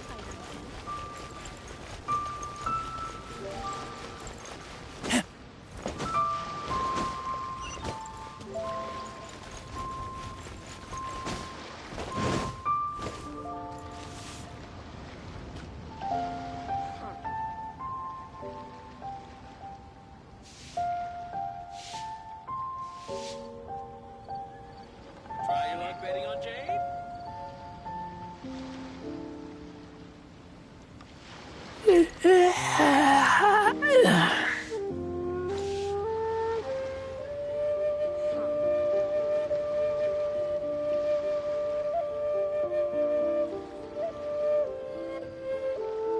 Oh, what should I try this time?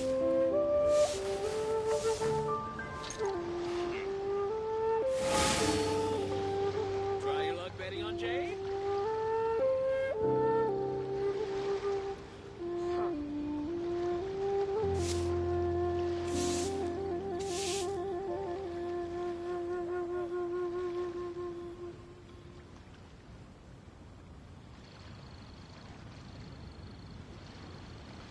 I keep watch. You leave, you call me. Try your luck betting on Jade?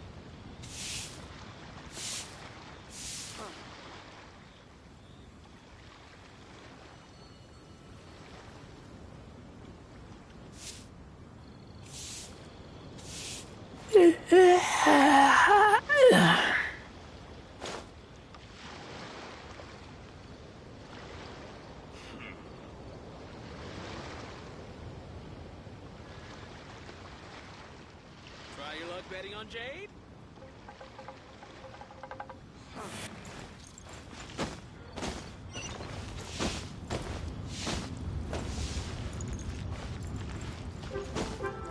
Listen, a toast. Let me tell you how. Should I save this money?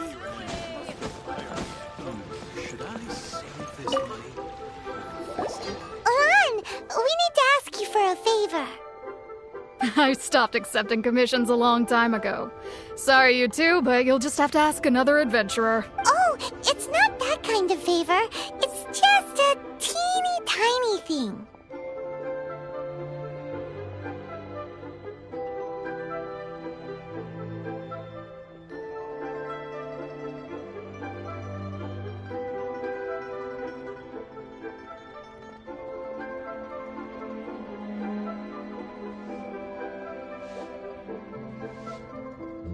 wow. Just wow.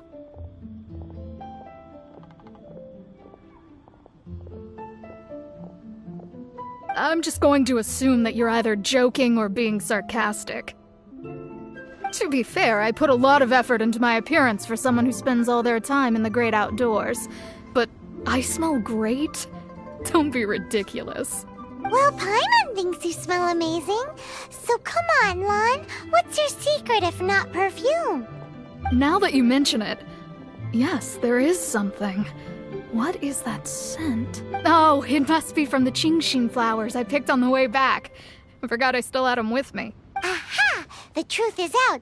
Lon's got a soft spot for wildflowers. No, they were for medicinal use only. Anyway, this is a pointless conversation. If you want to know about perfume, try talking to Qiming. The fortune teller, right? Paimon remembers she smells pretty good. Thanks, Lon. See you around. Error. Should I save this money?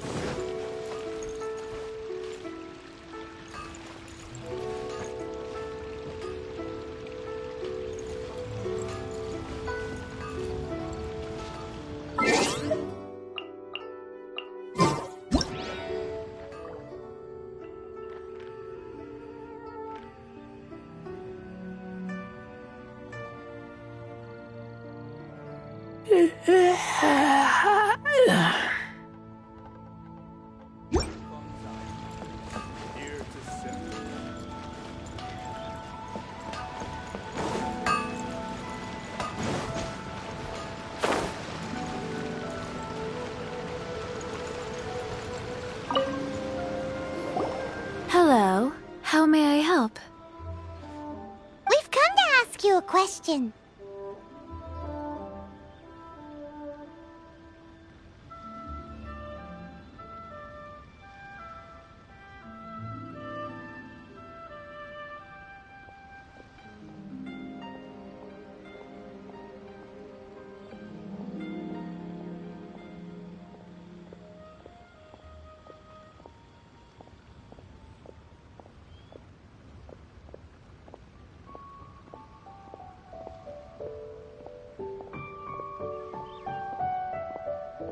Perfume?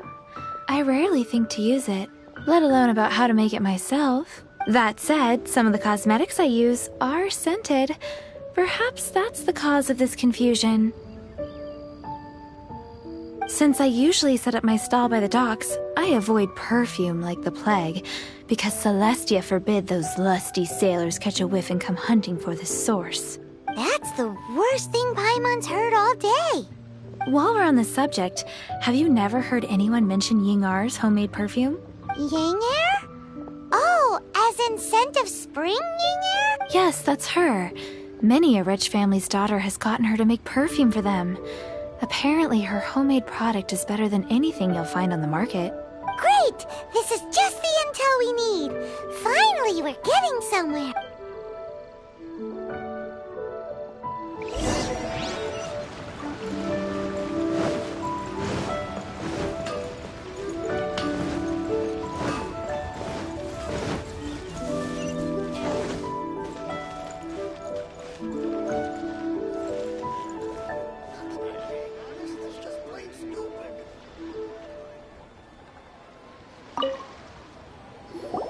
Well, hello. You found me at last. I've been waiting for you. What? How did you know we were coming? Oh, I heard a rumor about a couple who were snooping around town looking for a sweet-smelling lady. Actually, I was starting to worry you wouldn't find me. This is the ultimate test of my appeal, after all. Snooping around? Why are you making it out like we're bad people? What can I say? People love to talk. Maybe you ought to be more discreet in the future if you don't want word to get around. Relax. I know why you're here. You want to get your hand on my homemade perfume, don't you? What kind would you like? I'm not wearing any, darling. Could it be that you've been bewitched by my natural scent? If so, I'm afraid it's one of a kind. Whatever this is, you guys need to snap out of it right now. Hand her the silk flowers.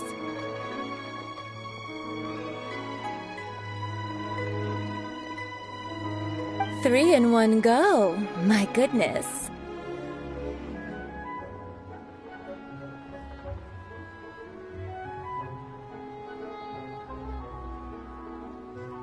You have extreme tastes for someone your age. Maybe the rumors I heard were true after all. You're on the prowl and need some sweet-smelling ammunition? Is that it? Ay, who let this tiger out of the cage? Well, with your looks, who can blame you? If you've got it, flaunt it.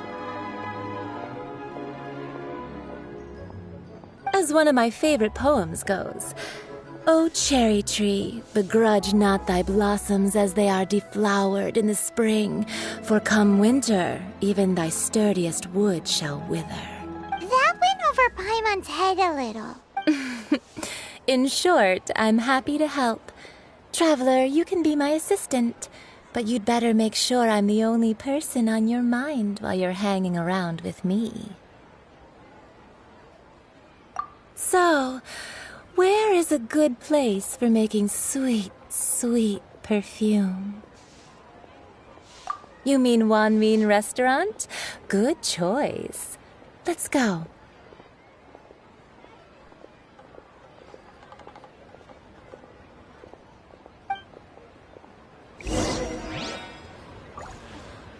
Not yet.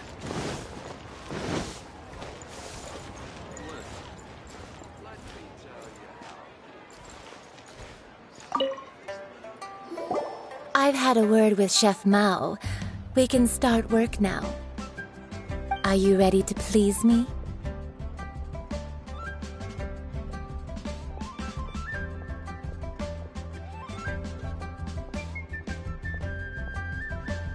What did you say? I meant make me proud, as my assistant, obviously. While I'm setting up, you can go and fetch some water.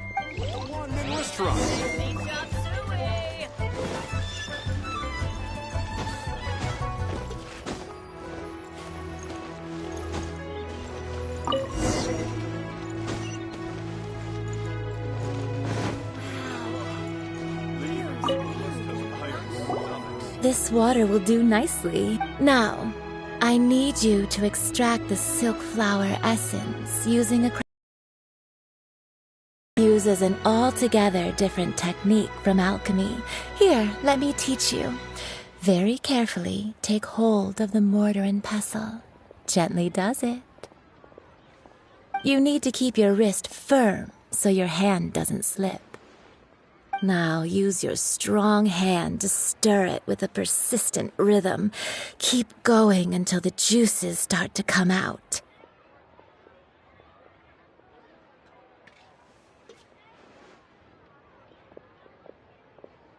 Ooh, you're a natural, like a fish to water.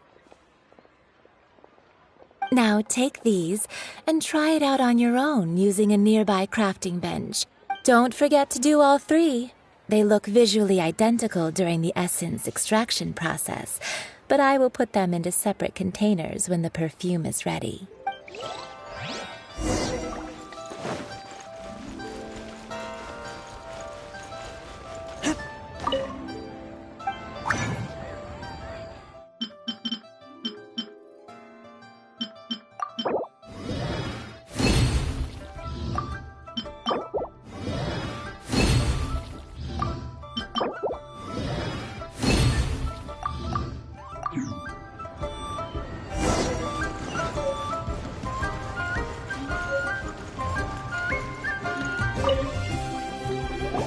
Wow, this is some exquisite silk flower essence.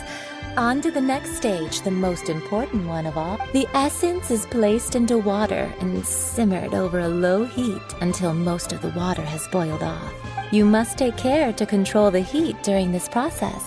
If the temperature goes too high, it will affect the scent. So please focus on controlling the heat. Don't waste a drop of that essence now. We want all of it in there. All 3 perfumes are ready, and you, my friend, were a wonderful assistant, a testament to the lengths you will go to for romance. It's so rare to see nowadays. Wow, you actually remembered my throwaway comment. You know, you're cuter than people give you credit for. If I didn't have my guard up, I can see how easily one could be taken in. Anyway, shall I give you a brief overview of each scent? It might just help you match the right scent to the right occasion. Paimon wants to hear this.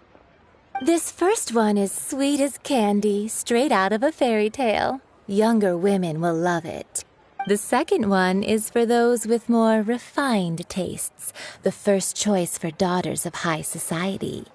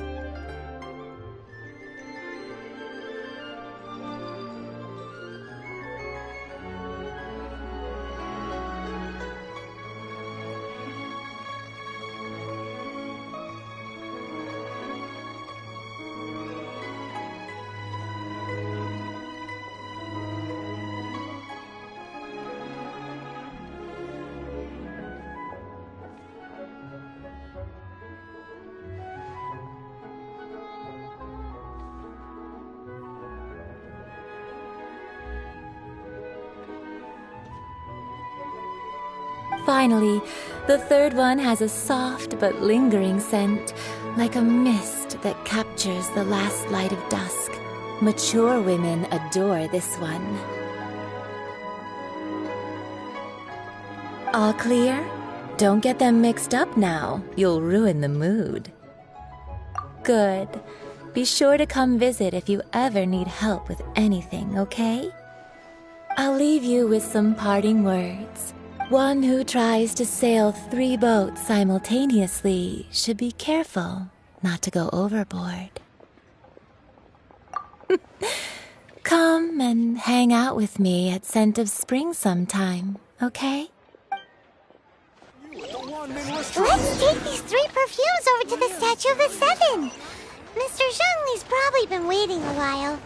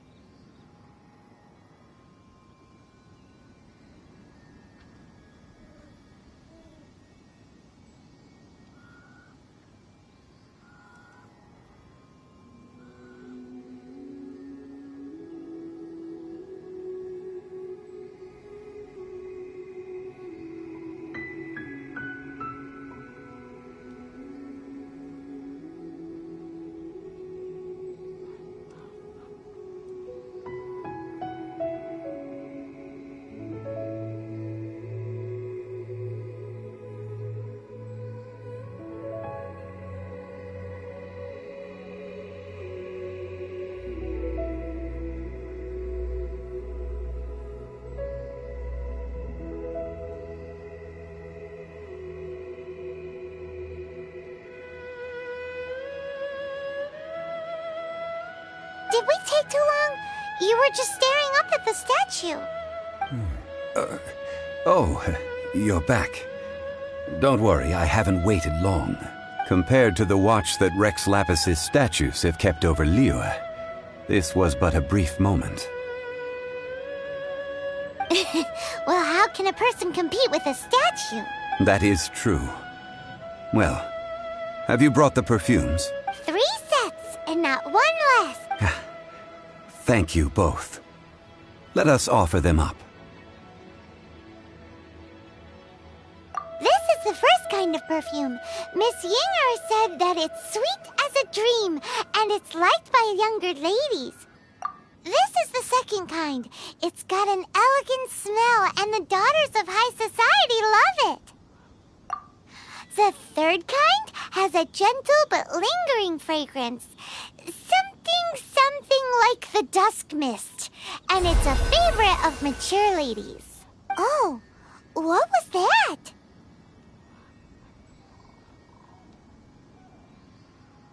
That's the one older ladies like, right? Does that mean that Rex Lapis is actually an older lady? Perhaps. Perhaps. Rex Lapis has taken on countless forms. Perhaps that really was one of them. What a shame. We only got to see the giant dragon form. Let's hope the Qixing can catch the real killer. We can leave that to the authorities. Let us focus on the fond farewell for Rex Lapis. So, we finished another step in our preparations. What's next? Next, I would like the two of you to help me borrow the cleansing bell. Cleansing bell? At present, a friend of mine named Madame Ping is the guardian of the cleansing bell. She lives near Yujing Terrace. If you ask her, she will know what to do. Sure, but aren't you going to... I have certain reasons why I cannot be there in person. Please, do this for me. Man, why has he gotta be so secretive?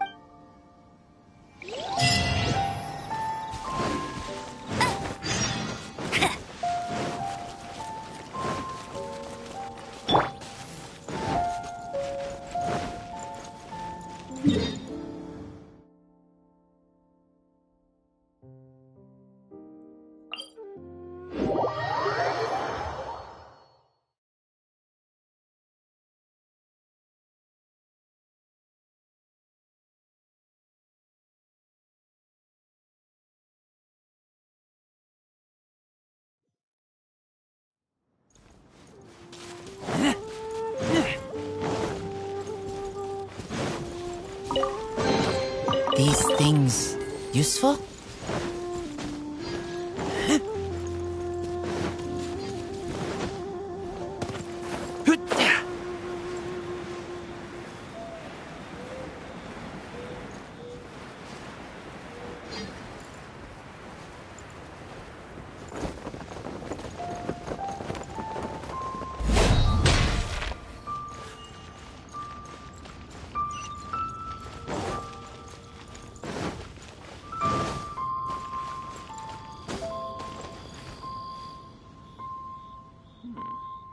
This is a peaceful neighborhood.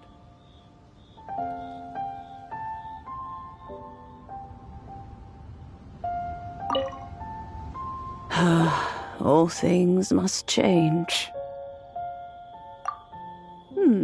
Youngster, are you here to admire the flowers? But it's a shame. These glazed lilies have almost all wilted. What happened to them? Back in my day, people said that glazed lilies can read human hearts. If they heard beautiful sounds like laughter and singing, they would also bloom joyfully. But if they heard too much wild gossip or slander, they would quickly wither away. So that means these flowers feel what's happening in Liyue? Yes, the rumors of Rex Lapis's death are no small matter. They are everywhere. Some say it was a Fatui plot. Others say that the Qixing made it all up. and still others think that that which lies in the deep is breaking free.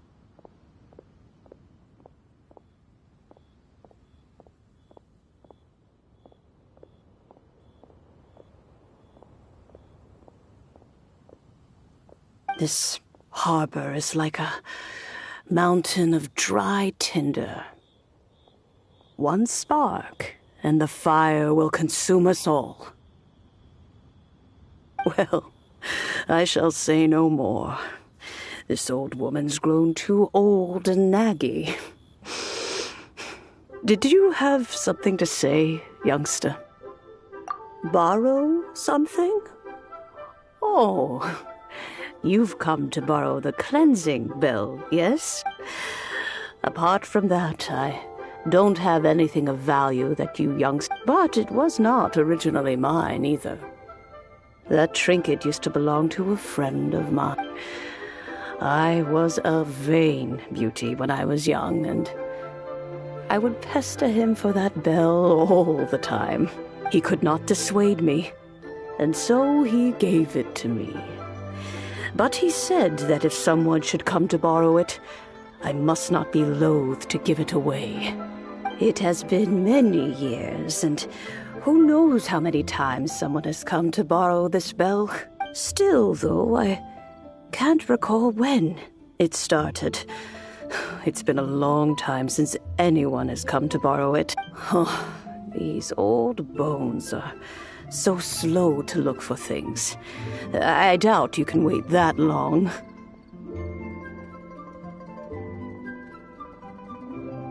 What a weird thing to be proud of. All right, children, there is no need to worry.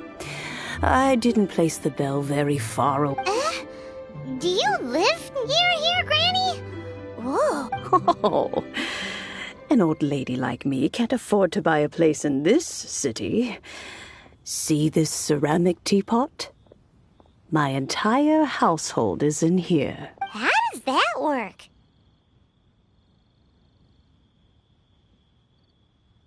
What?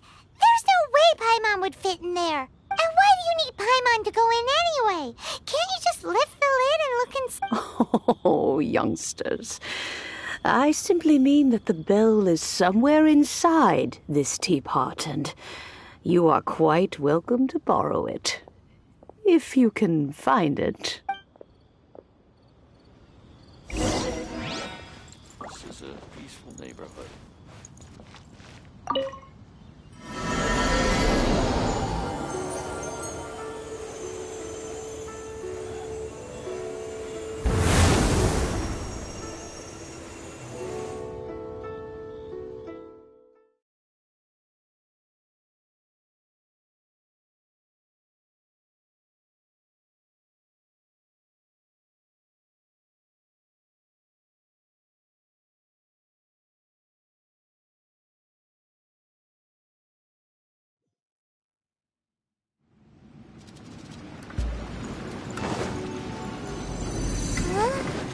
Where are we? What just happened? Youngsters, this is where this old woman keeps all her things. Quickly now, go fetch that bell. Whoa! That sounds like Granny's voice. So, this is her teapot?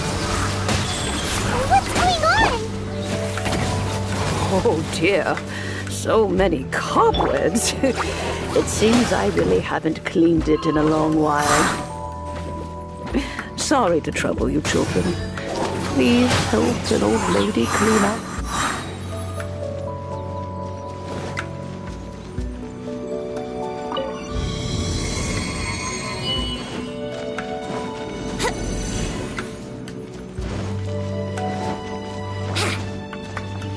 Did you notice?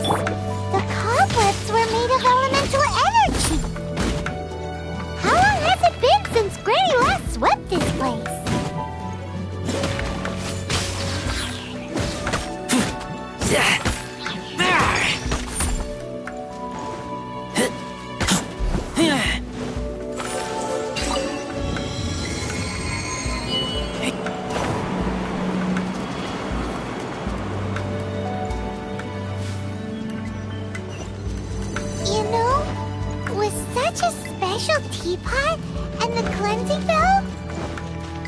you think this old granny could also be an Adeptus?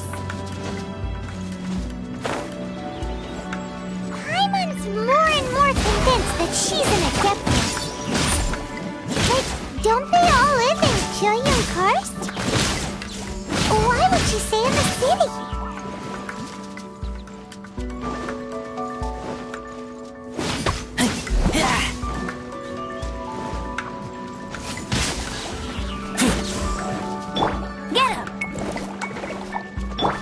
You can get away? Wouldn't gliding be faster? Brace yourselves!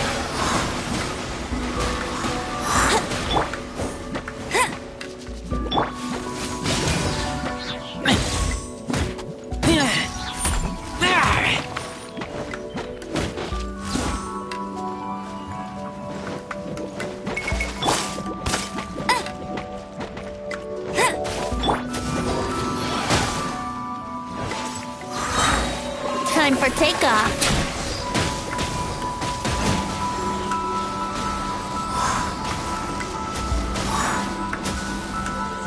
Here we go. Wouldn't gliding be faster? How many levels does this teapot have? It would be nice if we had one of these too. Or at least we wouldn't have to camp outside.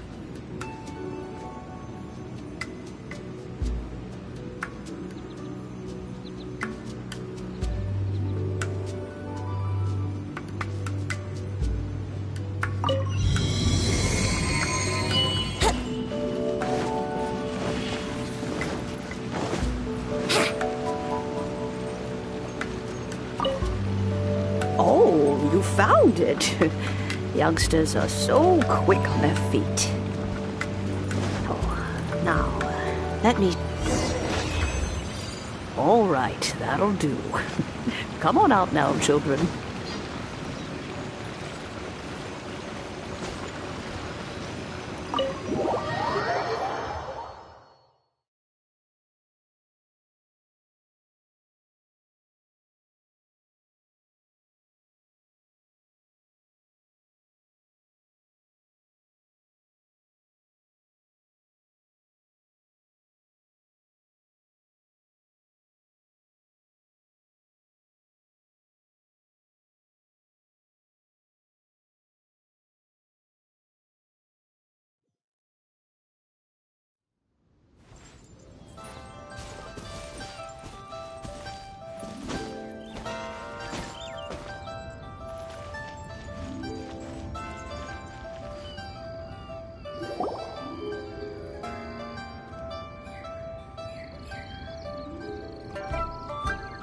Oh, in and out in no time. You youngsters really are quick.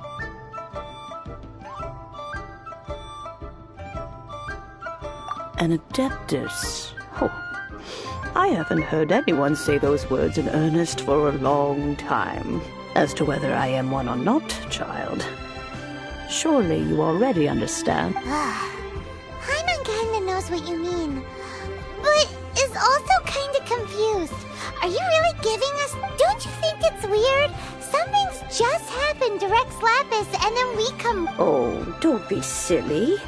Liyue Harbor has been through a great deal in its history. In that time, it has seen the departure of countless Adepti.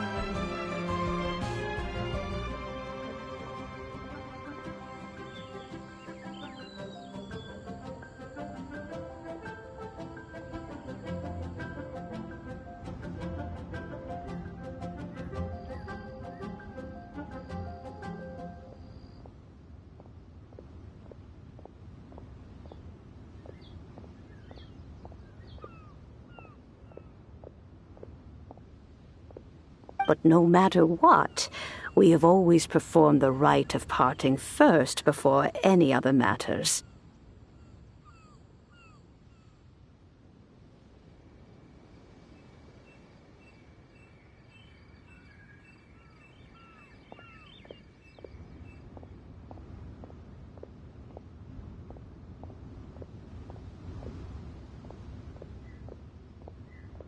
To cry, "Catch the murderer," at the top of one's lungs, but ignore the rite of parting.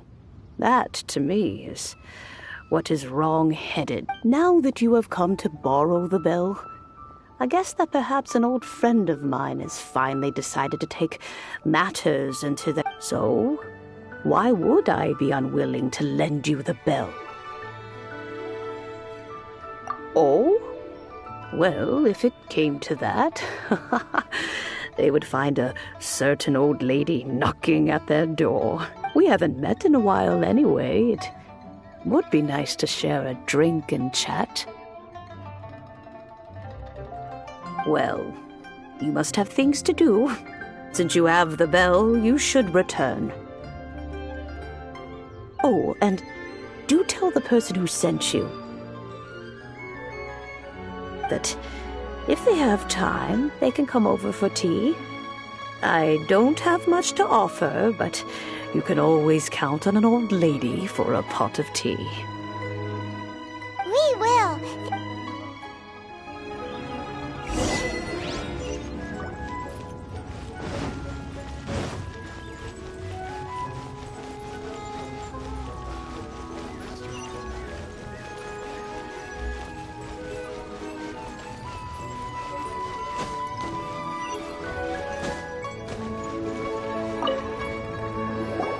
Indeed, this is the cleansing bell. Let's place the perfume we've prepared inside.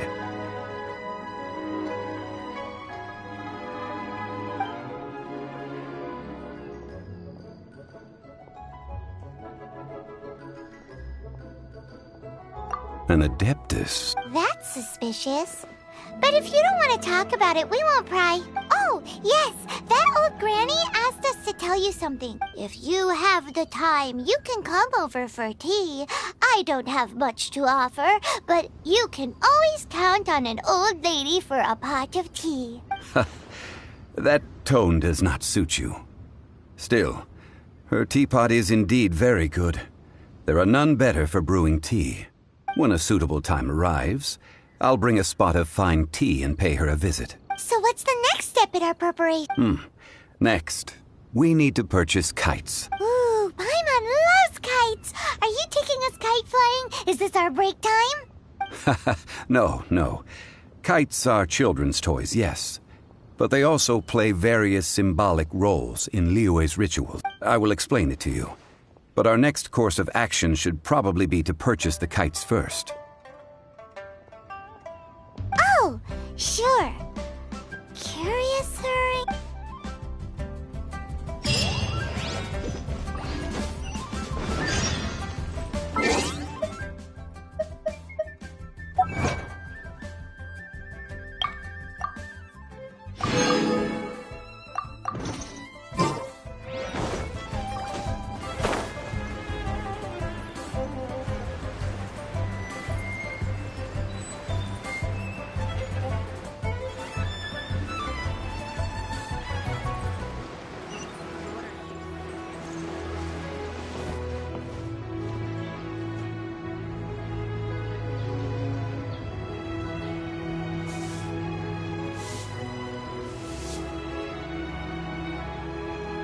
Try your luck betting on Jade?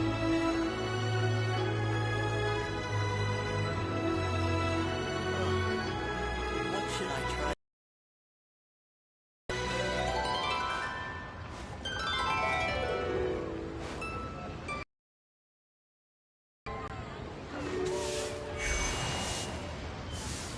Try your luck betting on Jade?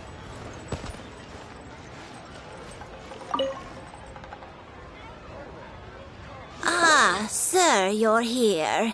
The 7 kites you asked for have been made. Yes, thank you. It's rare to see customers who want to buy this type of kite nowadays. In the early days, we used to get orders from people of all walks of life. Well, this is Mr. Zhongli from the Wangsheng Funeral Parlor. So we've talked about a whole bunch of things while traveling with him. He seems to know Liyue's favorite topics, money and government, really well, but he likes talking about less useful topics instead. Well, that's because I prefer to share fun things with you. Children's toys are very fun things, that's for sure. I enjoy watching the children at play. Finely crafted toys are well loved by children, but this craft itself has been honed over thousands of years, and there is meaning behind that.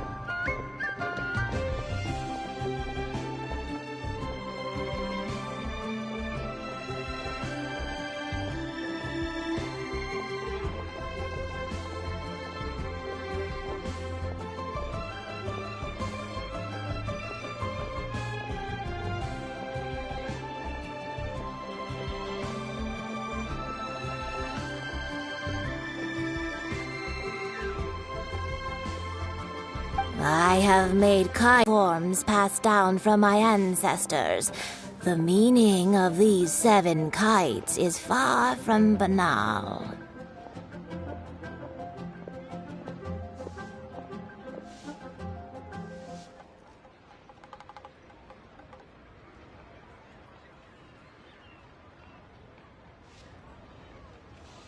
Indeed. These are decorations used in the rite of parting. The 7 kites represent the 7.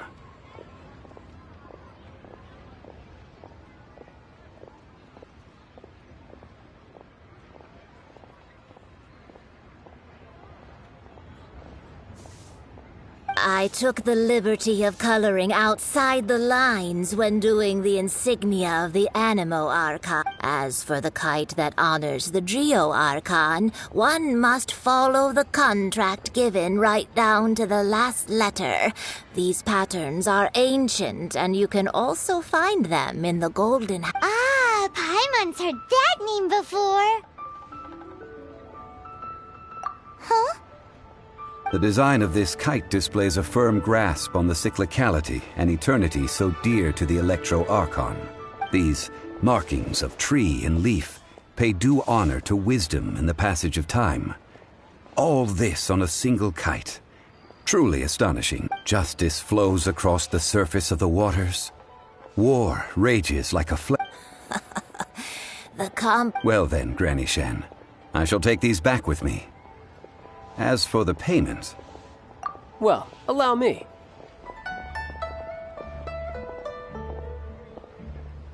Hey, it's Child!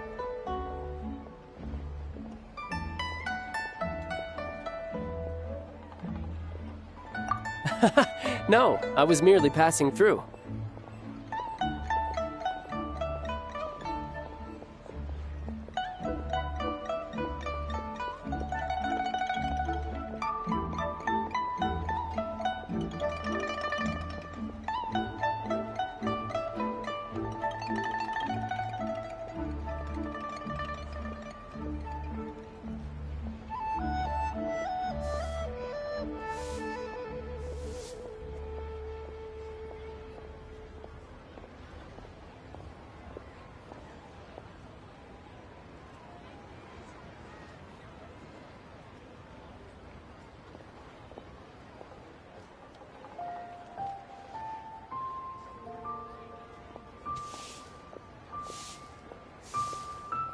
I see Mr. Zhongli's the same as ever.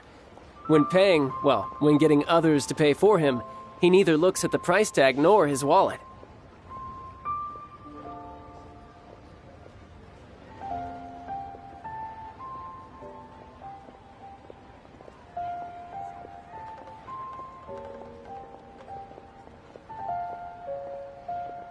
He knows a great deal about money, and about the trials of the common man. He just doesn't consider poverty to be something that could ever happen to him. Or perhaps you could say that he cannot imagine himself lacking money. How has he not died of hunger yet? Child, you are as fond of jokes as ever. Well then, since we've purchased our kites without incident, there's no need to take a break before moving to the next step in our preparations. The rite of parting requires helping hands as well as materials. We should be able to find some people near the harbor. Oh, by the way, take this bag of money. You probably won't want to let Zhongli do the bargaining, if you know what I mean. Seems I missed out on some interesting information. I suppose I'll just have to find a more opportune moment next time.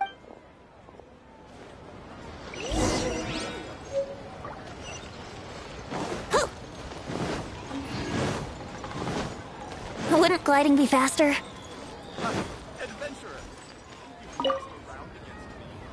A full day of odd jobs at Eugene Terrace. No problem. 25,000 per day. A fair trade, yes? Whoa, that's expensive. Could you give us a bit of a discount on account of the whole Hero of Mondstadt? Hero of Mondstadt? Well, you may never have heard of this hero, but it seems you've heard of Mora nonetheless. Thus, I will simply pay the whole sum.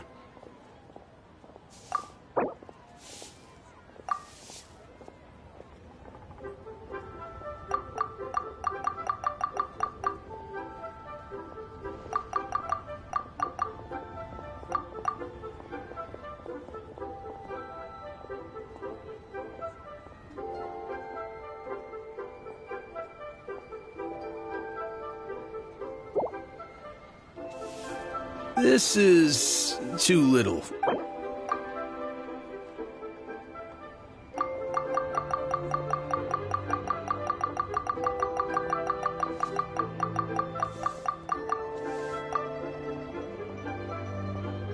Hey, that's a good price. Anyone would work for this much, Mora.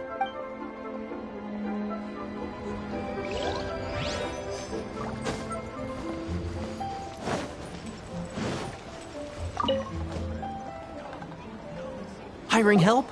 Sure. But let me just say first that I'm a reserve member of the Adventurers Guild.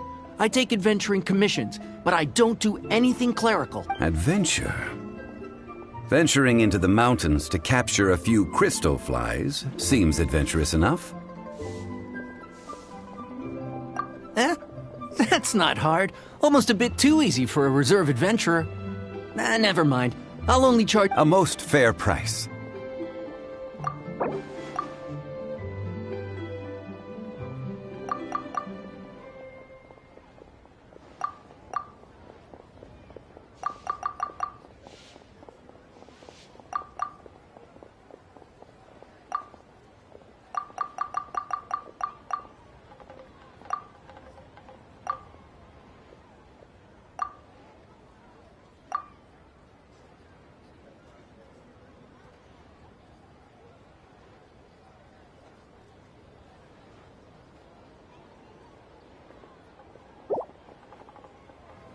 Let's see.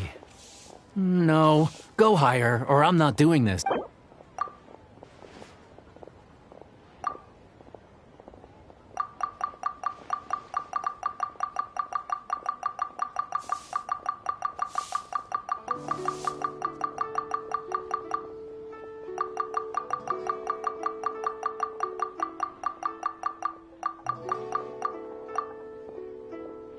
Five geocrystal flies. Yes, I do think it's worth about this much. I'll do it. Let me tell you.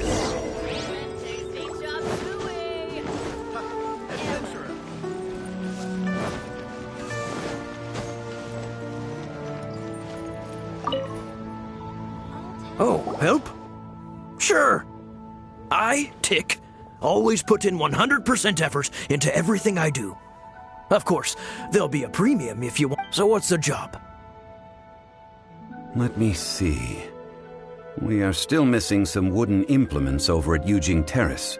They aren't uncommon objects, so I didn't make any special preparations for them. No problem. That'll be 20,000 Mora for a single trip. How does that sound? Done.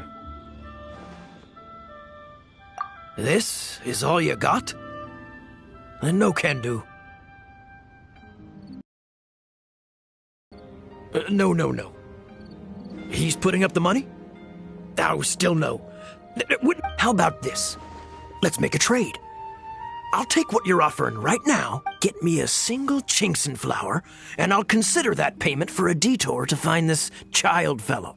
Guess we've got no choice. Have you brought the good? Hey, that's pretty good. These things are pretty rare. And I have no idea. With this Chinkson flower, I should be able to pacify my daughter tonight. I'll make sure the work is done before I return.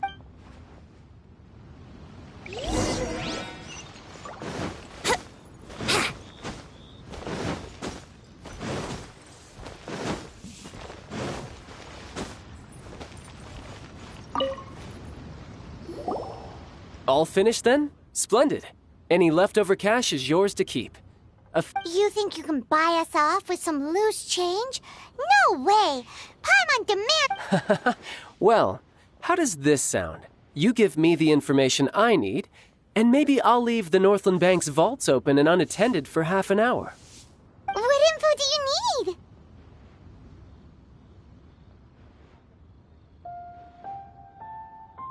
Huh. Does that mean you know what he's after?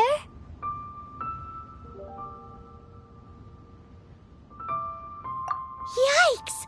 You're right! Signora!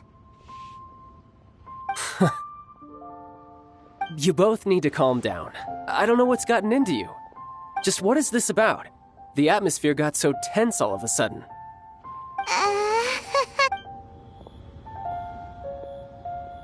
Next, we need some everlasting incense. For this, we need to go to Boo Boo Pharmacy, the finest pharmacy in all of...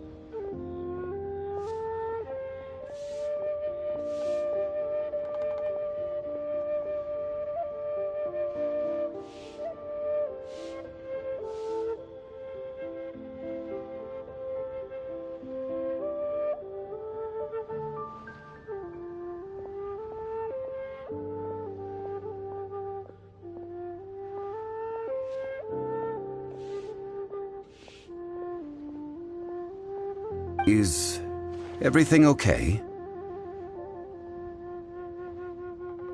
Everything is fine. I was just informing them that they need not return the surplus Now, if you'll excuse me, I must... Paimon definitely felt like Child wasn't happy with us just now.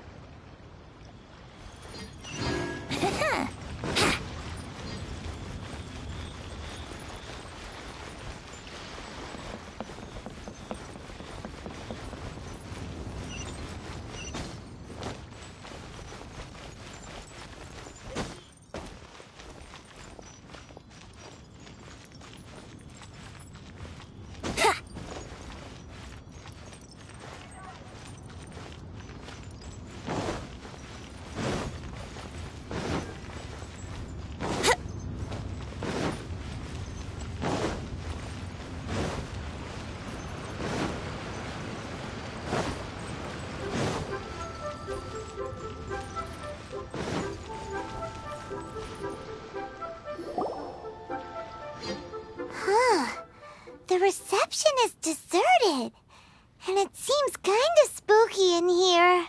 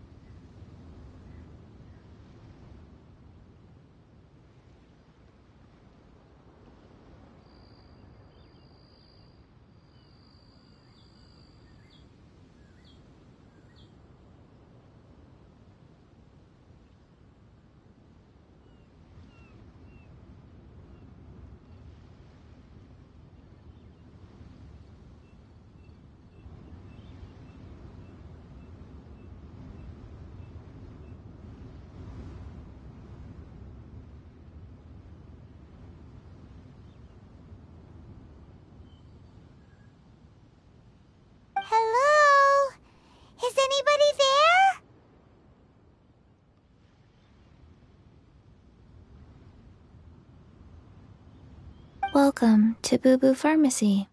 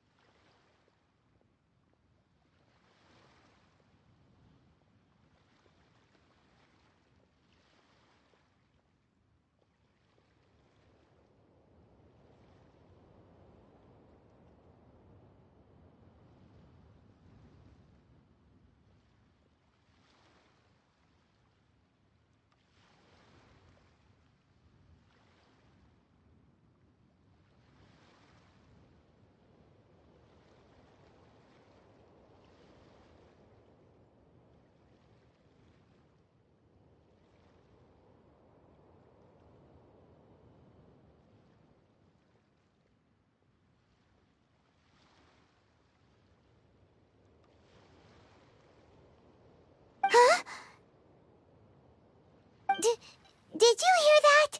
Where did it come from?